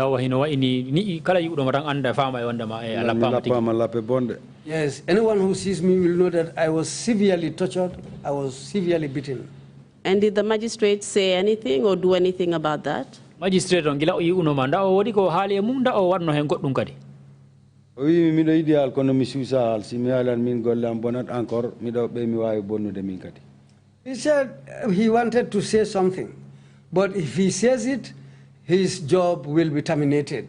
He is afraid for he himself of what the consequences if he says something. Is that what he said to you? Dakodungo halam ma antigiri. Kodum tango halani kamoy nabe yo mi yab makati me na kasoto. Yes, after he said this to me, he said, let them take me to Makati, to the prison. Were you represented at this point? On court on gilenda ma yehono da wodara ni roma sengo luwa on lawyer. Yeah, de min gari min gitta Makati min gari do ko darani no mi ko nenne cham. When we were taken from Makati and brought down here, it was Nene Cham who stood for me. So at that point, you were not legally represented in Basse? Awa hino wa ini Basse tong feondo tong Basse gilenda wa bena uno maka ko tong ala hebano darani do ma sengo luwa. Taw mi ala lawyer mi ala darani do. No, nobody stood for me at Basse. And at the police station, were you told that you had the right to a lawyer? Police station tong beng be halando ma wonde ma dum ko gedal ma pour heba daran to do ma sengo luwa. No, min be meda kam dum halande. No, they never told me anything like that. Were you allowed to contact a member of your family or a friend? Dabe jondu no ma lawol kade buru woni fa wawa famondirde musidal ma kanyum may ma e wajirabe ma badibe ma. Koto am gorko e debbo am mawdo be ari ha be yoti Basse do der police be nati tan famara jalori be yo be yaltu. My elder brother and my elder wife came all the way to Basse to come and see me. The moment they stepped inside the police station, Famara Jallo drove them away and told them to leave the vicinity. When they went, my son came. He told them that he came to see his father, me Samba. Famara Jallo told him to leave. Your father will be killed. You will not see him. I saw my son crying when he was leaving. But we didn't see each other. So you were able to see him from where you were?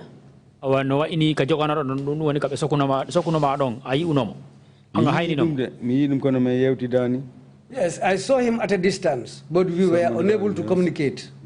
What about your wife and uncle? It's not my uncle, it was my wife and my elder brother. Thank you very much for that clarification. Yeah, I didn't even see with them. And what happened after you were remanded? Where were you taken to? They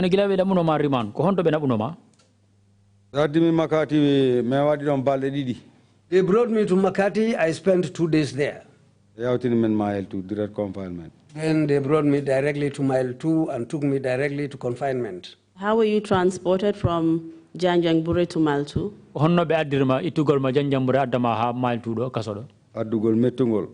I was brought in a very difficult way.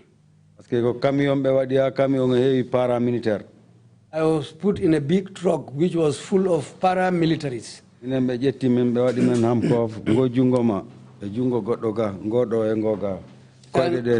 I was brought with orders. What they did to us, they will put cuffs on your hand, one of your hands, and put the other end of the cuff on another person's hand. So we were all handcuffed together. And legs were shackled too. When we left Makati and crossed the river, Kalilu Sane. a man called Kalilu Sane, at that time they used to call him Kalilu Sane, and he was their boss.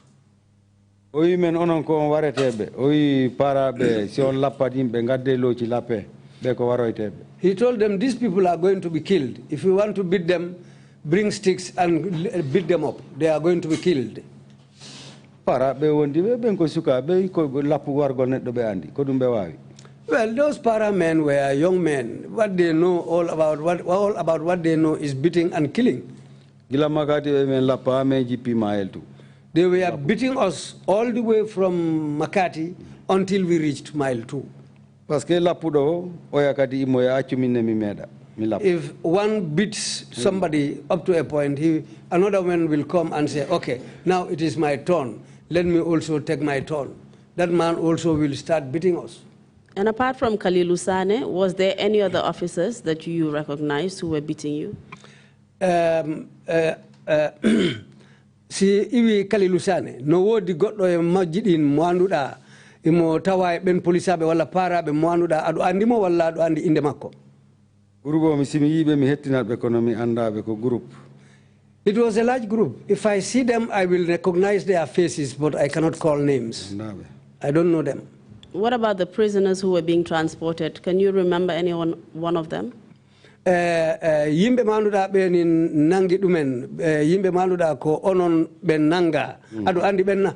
Yes, mi do andi o taw Baba Galle na hen. Yes, I knew others. Baba Galle was one of us. Bale me sokona na hen. Bale me sohna was among us. Sunkaru Kante na hen. Sunkari Kante was also there. Yerobalde Mansejang mo hen. Yerobalde from Mansejang Kunda was there. Dr. Tarawale, Bambara Malian. Dr. Traore, he is a Bambara man from Mali. Goddo kadi onne ko Bambaranke Malian wiye Famanta. There was another Bambara man from Mali called Famanta. Goddo geddido wite Mahamadou. There is another man called Mahamadou. Ko minen gonno en minen fo ko min nanganobe. We were the people under custody. And we were all accused with the same crime. Mr. Ba, can you kindly wait? Mr. Ba, kindly wait. Mr. Ba, before I have what said. We need to look into the electricity situation of the hearing room.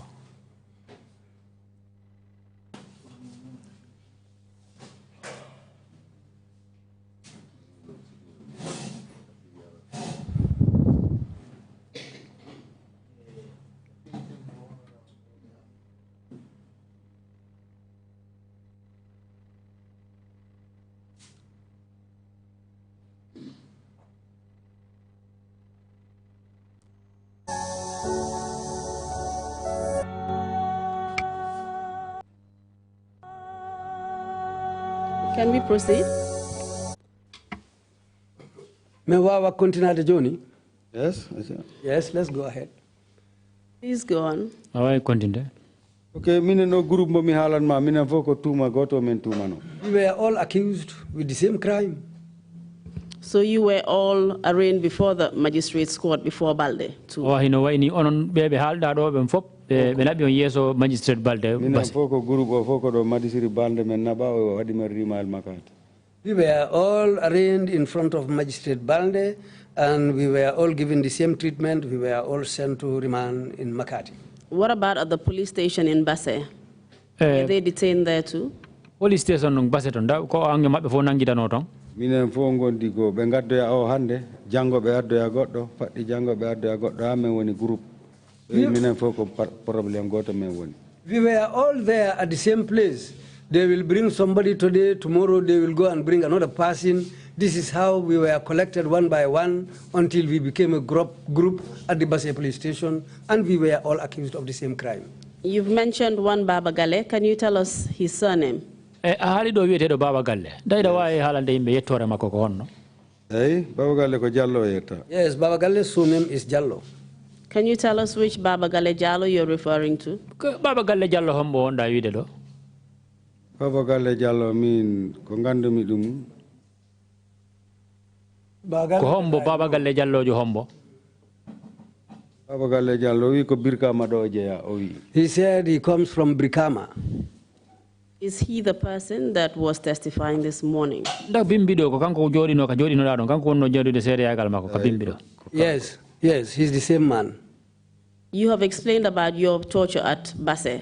Can you tell us whether any one of these people had been tortured at Basse? Haali do sengo ma du woni Basse ton gila be nanguno ma lappugol gol be lappuma ton gol. Don be yimbe do be haalda do ben kadi. Nda kam haada way haalde do en don kadi nda be kambe kadi be lappano ton. Minen gurbo ko wadi jidon min sa ko Allah walli min kono minen alambo lappa ka wi amayi. Be fo ko lappa wi amayi. Well, it was just by God's grace or Allah's grace that we are living today. But all members of this group that I mentioned were all beaten severely. They were all severely beaten and maltreated. Can you tell us examples of what kind of injuries they sustained? Jonda way jonu de be misal ko gila be lappa kambe ko cadele hondum musu bandu hondum sifa be hebi. Baba Galle ka be tufuno horende.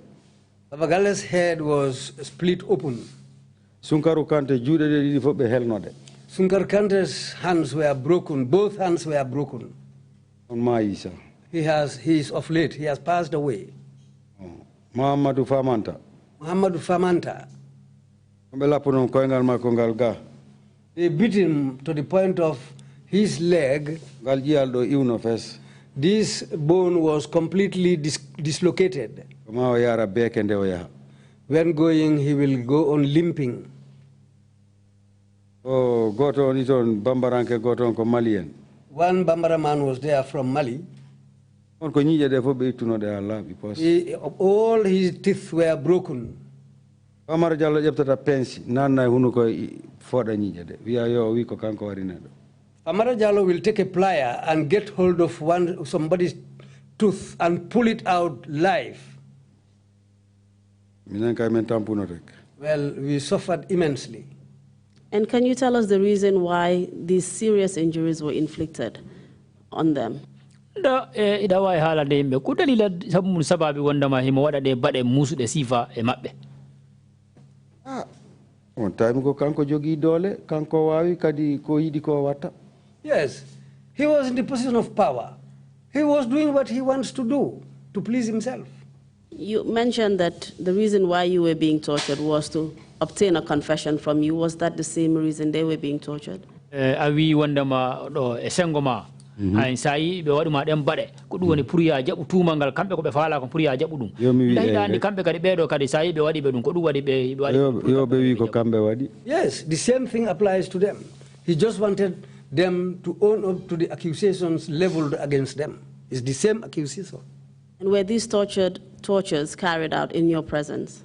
De lappen de be lappi den ndako tawanda ma be warnobe de be lappanobe minen foko dula goto men nabete men joddine men lappire goto be ilara. They will take us all to the same place and put us together, and they will start beating us one by one when all of us were sitting down looking at each other.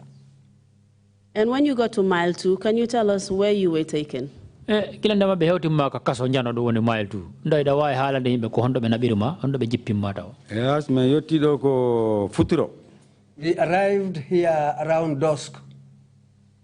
Jimbo arrivi yo men nabe confinement. Jimbo came and said, let them take us to confinement. Oh, men naba confinement. We were taken to confinement.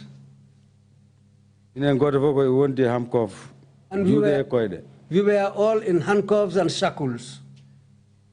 Mi wadi handcuff 1 year 6 months mi do wonde handcuff. I spent 1 year 6 months in handcuffs. Seal. And under seal. And you've already mentioned Jumbo. Can you tell us his first name? Haalido inde Jumbo ndahida way haalande yimbe inde makko formel nan ko honno wiete. Lamini Sow. His real name is Lamin Sow. And was he a prison officer?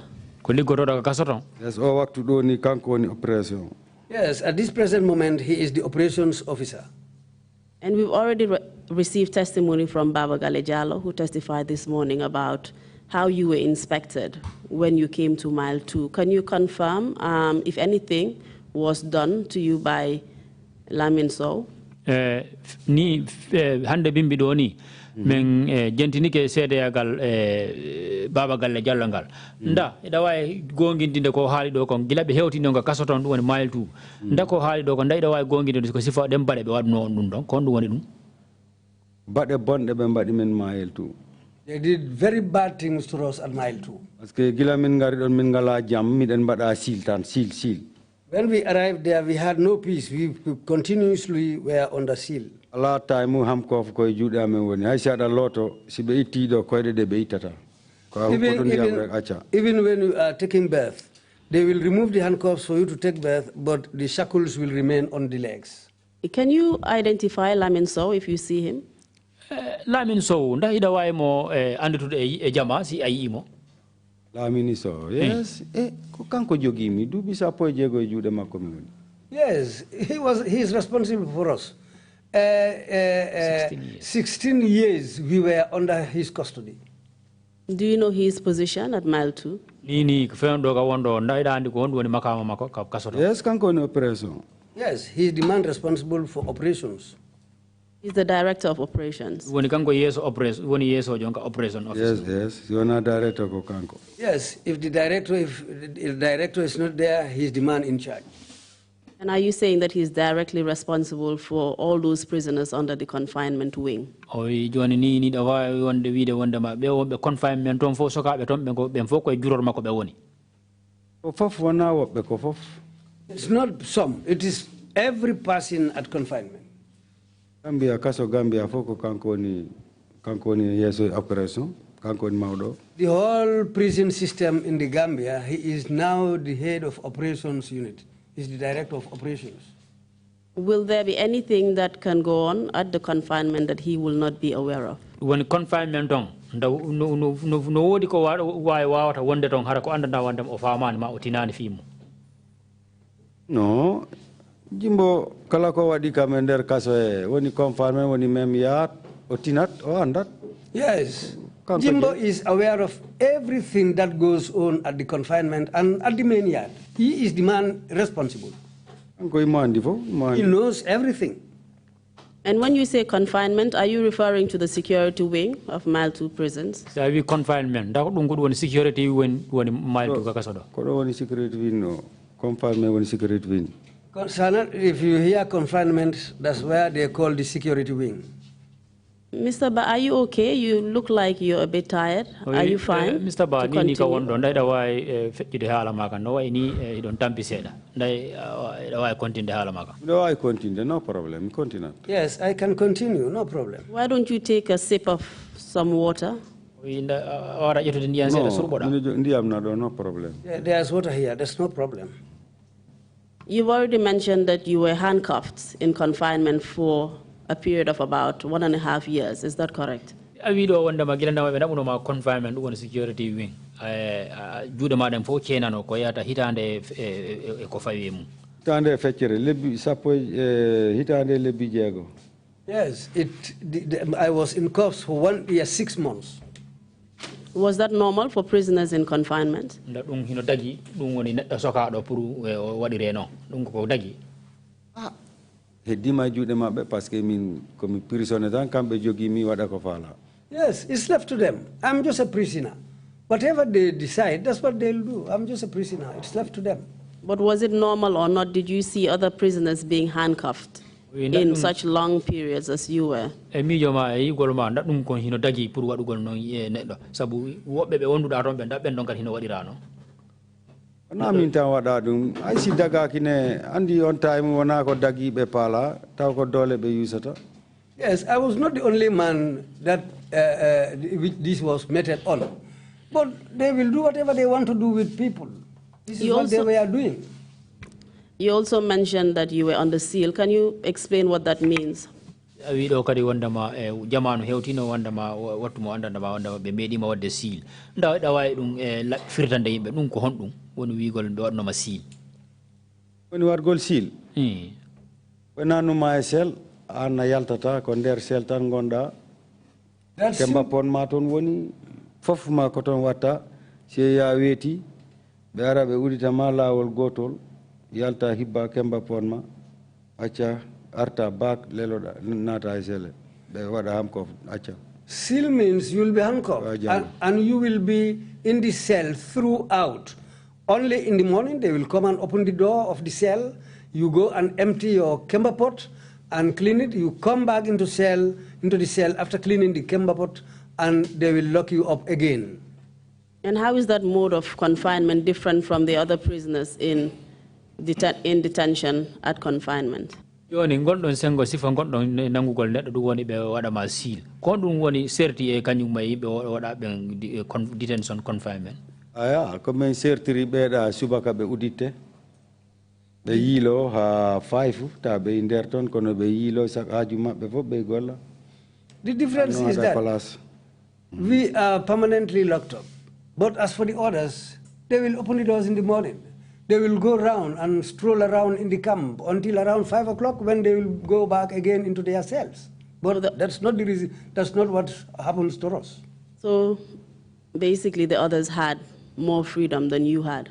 Awahino wa ini beda bendong ko be hebi kong firta ko be hebi kong woni arsi ko be hebi kong onon ala ding arsi geji sifa dal no wa ini dal ko be wondi ko jammo be wondi o minen men ala on jam. Yeah, the peace those people have and the freedom they have in the prison, we don't have that. And what were the general conditions at confinement at that time? Confinement ton tigi go sa darti tigi tum ton ko honno ton bade den ko honno wa ton ko honno wa Confinement kay no wa ini tagado dal wa dum sifade si wana ayiru gitema confinement buri harmude kala ko yida aduna.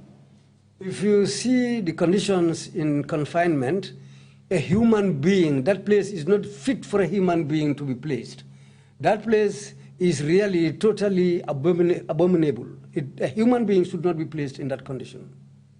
Please give us a picture so that we can know what you're talking about. Yes,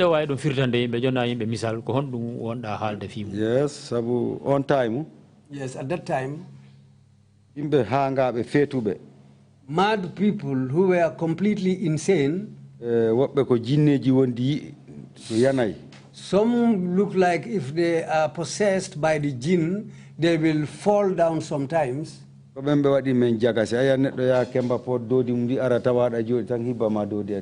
Yes, we were mixed up with those people.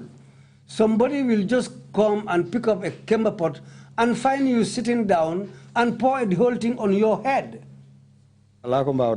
There's nothing you can do about it. If you want to say something, the officers will just come and tell you, you are all prisoners here. Just go away. This is what's happening there. And apart from your experience as a prisoner, I mean, because you've been so long in Mile 2, you became a mess boy and later became chief mess boy. Can you tell us your duties? Oui, boyu gol mangol boyu da tong kasotong dum da sababi ha be jonnuma be yima mesboy ha dum veji be yima chief mesboy dum woni mesboy mawdo dai da way halande yimbe commission do sa wiama chief mesboy en no tawa e golle maaro dum woni hon dum. Yes, mi do way andi mi boyi ton. Yes, I spent a long time there. Bon kadi si yimbe waddi ni hare ni be haba.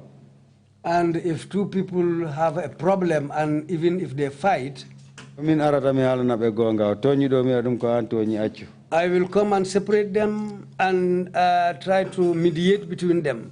The man who is wronged, I'll explain to him.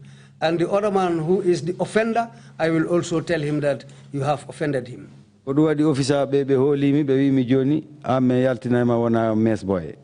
this is why the officers believed in me, and they said, okay, we will take you out and you will become the mess boy. Can you tell us about the appointment process? Who selects you? Yeah, mean Alaji Job, yaltin me mess boy. Me, it was Alaji Job who took me as a mess boy. Ala Job yaltini mesboy kanko e Kalilu Jamme. It was Alaji Job and Kalilu Jamme. On time utaw ko Ala Job wata in charge fofu non confinement. At that time Alaji Job was in charge of confinement. In charge. He was in charge. Kanko e Kalilu Jamme. Himself and Kalilu Jamme were in charge there. Be noddi prisoner be partout fof. They called me and called the rest of the prisoners, all of them. Prisoner be ko woni confinement fof be noddi. All the prisoners at the confinement wing were all called. O wiɓe joni men fala wadde Samba mesboy parce que Samba min jii Samba no waɗa hakkundeji moɗon kanko waddata ittata kataji ɗi. So he informed them that now we want to make Samba the mess boy because we've seen that he has become the mediator between all of you if anything, if any issue comes up. So you had a good rapport with the prisoners as well as the prison officers? Awa hino wa ini ang Samba hida hebi musidaliagal keldungal hakkunde ma e prisinaɓe suuɓen ɗum woni sokaɓe toon ɓen kañum e prison police aɓe wonɓe toon ɓen gollude fof no tawna hoolimi fof na hoolino kam. All of them trusted me, all of them. Officer be, prisoner be, tout. The officers, the prisoners, all of them have their trust in me. And they all agreed that I should become the mess boy. And after that, how were you promoted from mess boy to chief mess boy? Chief mess boy. Okay. Mess boy when I was a mess boy for some time, Johnny, you me won't keep mess boy, me wanna hakune mabe, officer be, a prisoner be, me wanna hakune mabe dal, me wala be ligade, pour prisoner be, a cambe officer be. Yes, the officers came to me and told me now they want me to become the chief mess boy so that I'll be the mediator between the prisoners and the officers. And can you tell us how many mess boys there were at that time at confinement? On jamanu ko mess boy ji jelu wonno confinement. Yes, mi dawawi. Parce number 5. Ebe jogino mess boy, me jogino mess boy kambe nayo. Yes, at number 5 there were 5 mess boys there. Number 4. Number 4. Jetito mess boy tato. There were 3 mess boys at number 4. Number 7. Number 7. Jetito 2 mess boy. There were 2 mess boys. Number 1. Number 1. 51 mess boy. There was 1 mess boy. Yes, me before coming we wadeni. But all of them take their commands from me. It was me who will select the mess boy who will go and clean the basins. Okay, si nyamete si dépense nyamete amen ari. When they bring the expenses for our food, and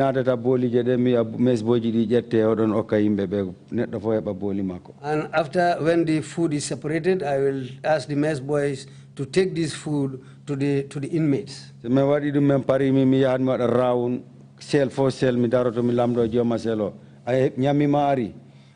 after that, I will go around to each and every cell to check and ask them whether they have received their food. They will say, some will say yes, but anyone who says that he has not seen his food, I will go after the mess boys and ask them where is the food for this particular person. Sometimes the mess boys used to steal the basins and go and eat it up. So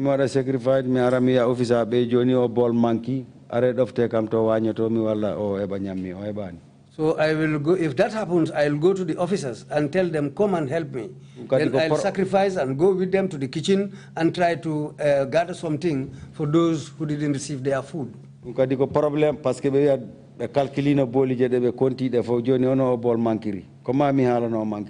That also will be a big problem because they'll say that everything was counted, all the basins were counted. How did they become missing?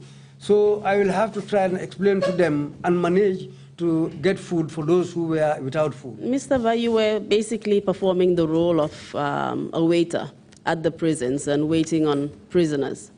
We know ini golle ma den tawa e mun ko wete kon golle ko wete kon weta du woni ko golle de wadano dan kan kasotong.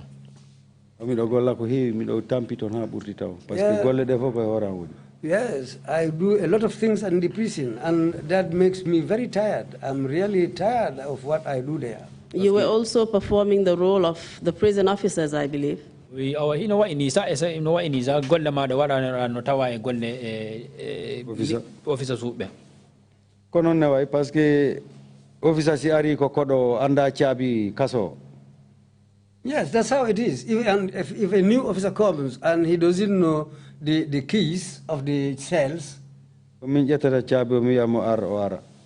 is me who will take the keys and tell him to come with me. All the padlocks, I'll show them to him and tell him this is the particular key which opens this padlock, this is the particular key which opens this door. On time, number 5, 99 cell. That time, number 5, 99 cell. 99 cell of Fofnawadi how we play. And at that time, 99 cell, there were a lot of people in the cell there. Number 4. Number 4. 64 cell. 64 cell. Chapande jegom henai. Ko ben yimbe woni don. There were 64 people in that cell. And Mr. Ba, so you knew the prison inside out even better than the prison officers, it seems. Counsel, that's the wrong interpretation. What was it? Can you clarify, Mr. Interpreter, for us, please? Number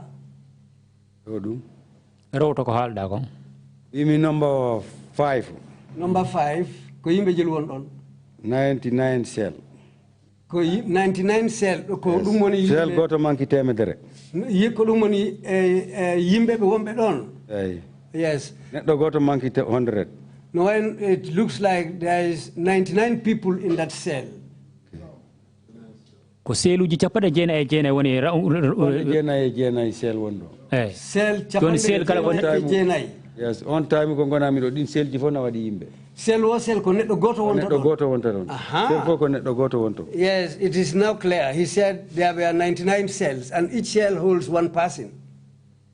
Thank you very much for that clarification. Yeah. My last question to you was that you knew the ins and outs of the prison even more than the prison guards. Hino wa ini an kasakitorun do an burno andude sa ko woni kon fejjude kan rek kasoton ha yawti kasoto yi ligoto be kasoton. Kasongo,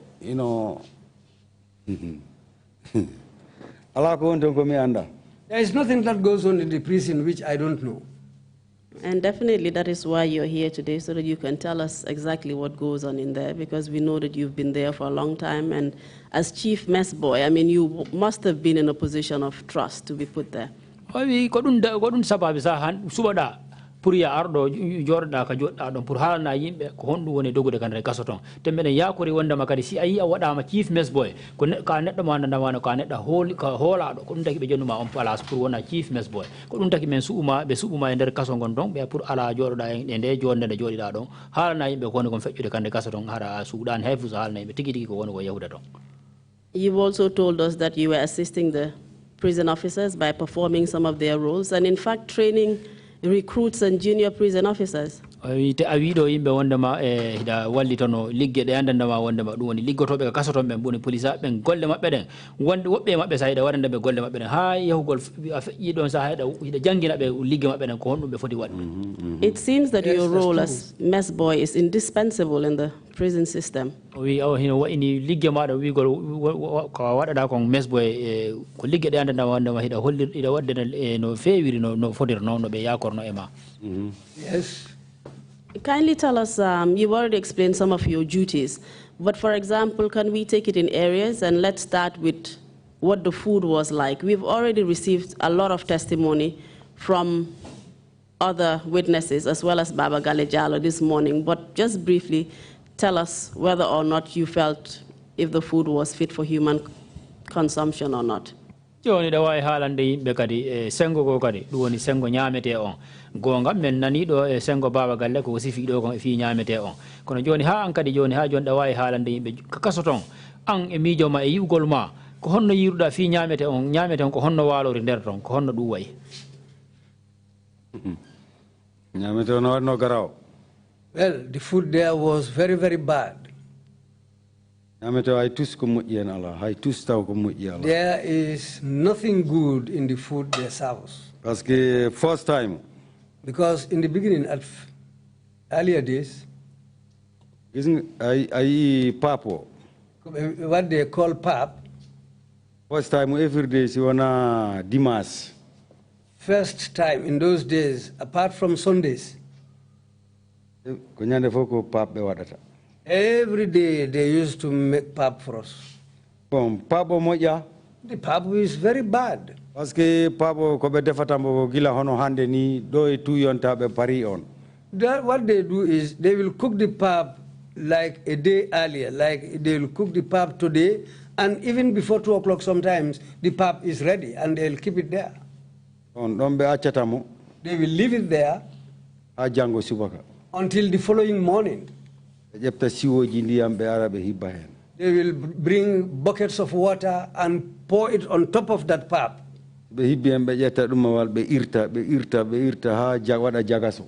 When they put water, when they add water onto this pap, they will take sticks and start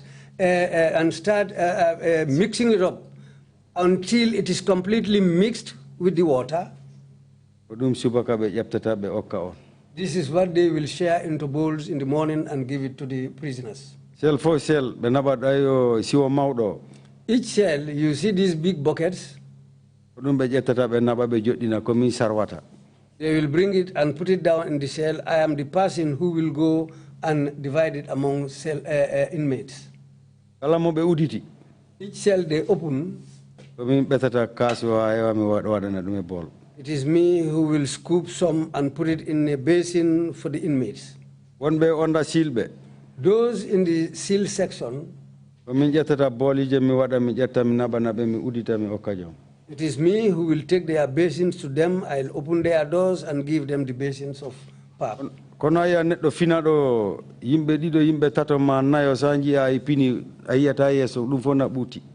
Sometimes people will wake up in the morning, 2 to 3 people, you will see their faces completely swollen. If I see that, I'll inform the person that you are suffering from beriberi. Because if I come sometimes, I'll press their legs. The moment you press their legs, your finger will go inside a hole in their skin. I'll tell them that then you have a problem. Can you tell us what this beriberi was? Beriberi a imoran jom imoran banundu redundu koyde de dum hewata hewa buta. The moment somebody has beriberi, it starts with the legs, they'll become swollen, the stomach and the face. Is it a kind of illness? On ko nyaw fere on nyaw ko nyaw on mi anda façon nyaw hodum ko nyaw hore mum nyaw kasodal. I don't know what kind of sickness it is, but it is prevalent in the prison. It is a very bad sickness. And can you tell us what the cause of that illness is? On nyaw ndahida way halande yimbe ko woni sababu makko. Sababu foko nyameteo. It all boils down to bad food. Thank you very much, Mr. Ba. I think we will have to end your testimony for today, and we will continue tomorrow. We've run out of time, unfortunately. Mr. Ba ajarama e jabugol ma arugol sedia gal mangal do o sikki wonde ma ida way darade do ha jango aran jango se ngari continent e sedia gal mangal sabu ka ni ka wondo time on jamfike. When we come back tomorrow, you'll have an opportunity to say other things that you wanted to say about the prison conditions. Ngarti jango hebay lawol pour sifoda ko woni kon fejjude karte kasaton no kason no wayi non. Wodi kon fala man lamdade non. I have something that I want to ask you. We would have to wait until tomorrow, and then you would be able to say. It's a small, it's something small. Before I come tomorrow, in comparison, officer be andi coming andi be. I am a prisoner, and the officers I know them. Magi yepu hamna man molenam. I know all of them there. So, dumna labi, si mi hali fof, mi do jude mabbe, mi do ender kaso. If I say all, they are responsible for me. I am in their hands. Vida? Simi hali kangandumi kofo.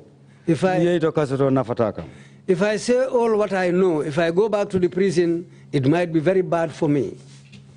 Are you saying that telling the truth or saying the truth here before the TRRC is going to put your personal safety at jeopardy? Nda afala wide wonde yimbe wondema si a haali do gonga on fof ko anduda kon yeso TRRC do si a ruttike ton dum jettade jonnete bitte seeda. Yes. Okay, no problem, Jango.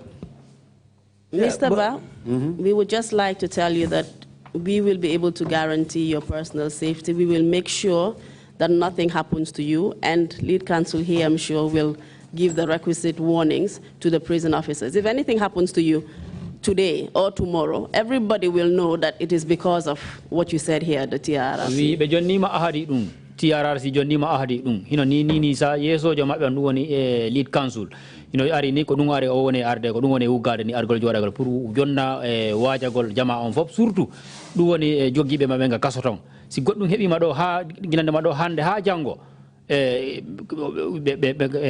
wore ko rewete mum. And Mr. Ba, I have already told you as well that you have a vested interest in telling the truth to the TRRC because you're a death row inmate and you've also been sentenced to life. So there's very little likelihood that you are leaving Mile 2. Ko neddo wanda ndawa wonde ma ko soka do wanda be wadai ngurdar mangal fota hida fonan do warede kadi ko du wonno da kaso sokira da kaso ton kono an ni hino yido ari kay jeso commission on do ino way jikkino ton no way wonde ma ida way no way yalte ka kaso ton ni boyata. So it is in your interest to tell us the truth so that we can change the system and you will have a better term of imprisonment there. O wi awani ni ka woddo ko no hebi yimbe no hebi jikke fewndo ma sengo ma wonde ma haala gonga on fof ko anduda kon ton fof a suudata hay fusa haala na yimbe fof ton ko woni ko fejjude kande kaso ton ayye dum kadi adde sansugol seeda kande kaso ton an kanyum may wonbe ton ben kadi. At this stage, Mr. Esafal, lead counsel, would like to say something. Ni ka wondo wi Mr. Esafal dum woni yesojo mabbe on mo wodi ko faala haalude. Well, just to reiterate what Sagar has just said. Kanko kadi ni ka wondo pour bedugol nan ko modoni kanko debbo woni Sagar ko woni kon haalde do. Previously we had issued a warning. Bawonu men jonni no yamirore stating that the witnesses who have appeared here woni labbingol wonde ma dum woni seede be kala jodi do ardo yeso TRRC do jodi den jullana jodi da don den under the protection of the commission. Ben fo ben seede be fo hibe jungo commission on ko commission on be gardude. Any person who takes reprisal measures against the prisoners, against these witnesses, would be interfering with TRRC witnesses. Wi kala jettudo lawol wigol wonde mon no bittina be seede be iwbe surtout be morbe ka hedde kaso ben do ardo do ko be woni be natude be natude jungo e der golle TRRC den, which is in fact a criminal offense under the TRRC Act. Si ndari ley loi TRRC on dum ko bade de andandama wondema ko criminal yagal dum woni ko bade bonde, and therefore liable for prosecution. Ko hondo woni bawo dum ko dum woni needi musundi woni bungo dum woni ina wawa nyaawede ka sakkito dum ina wawa sokede kadi e mon kadi. In addition to this oral warning, te do dum ko dum woni yamirore no be yamiri do nder hundugol tan harana e windugol. The commission would send a letter to the prison authorities. Commission on woni TRRC on be winda letter be jonnana mo yeso be prison ben, informing them of the situation pour be wa be faminde ko woni kon fejjude, and to remind them of their obligations to uphold the law. Te pour andintingol be pour andintina be ko dum kadi ko gedale mabbe pour be wawa renude be dartindo be accita hakkil e luwa, and to ensure the protection of the prisoners. Te be yiya wonde ma kadi dum woni sokabe ka kasoton ben kadi pour be wawa be dandude kala no wawi yarude.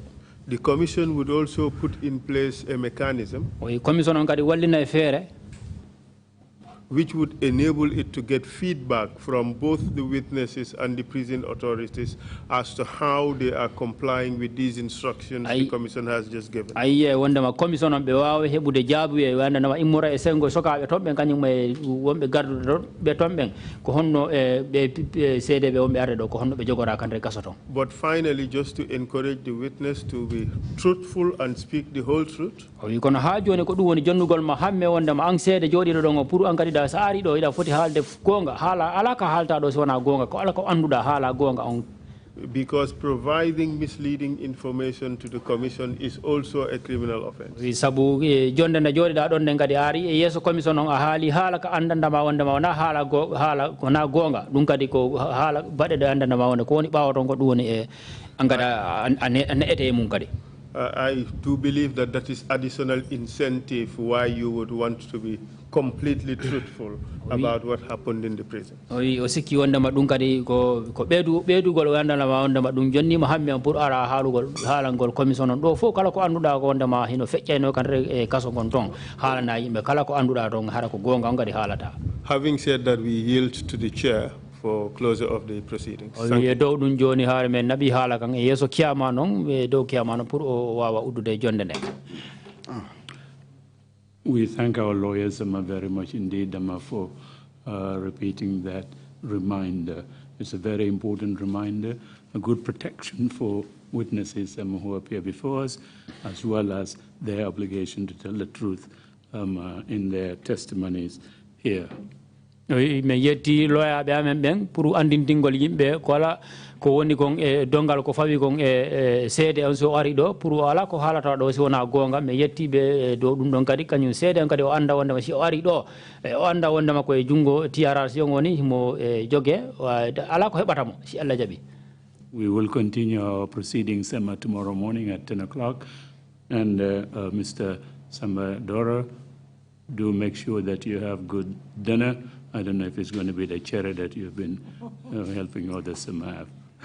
Joni nini en jodo en darna do hala men kon ha jango subaka Mr. Samba Doro kankade mo wiyama wonde ma lacciri ndindi taweta don di woni lacciri nana dadi wona lacciri moddinde mi sikki ko lacciri wona benna cen yo sikki ko lacciri den wona benna keni ko dunde ko lacciri wona ciep awa a jarama. Thank you all very much. We'll see you tomorrow morning. Meetings adjourned.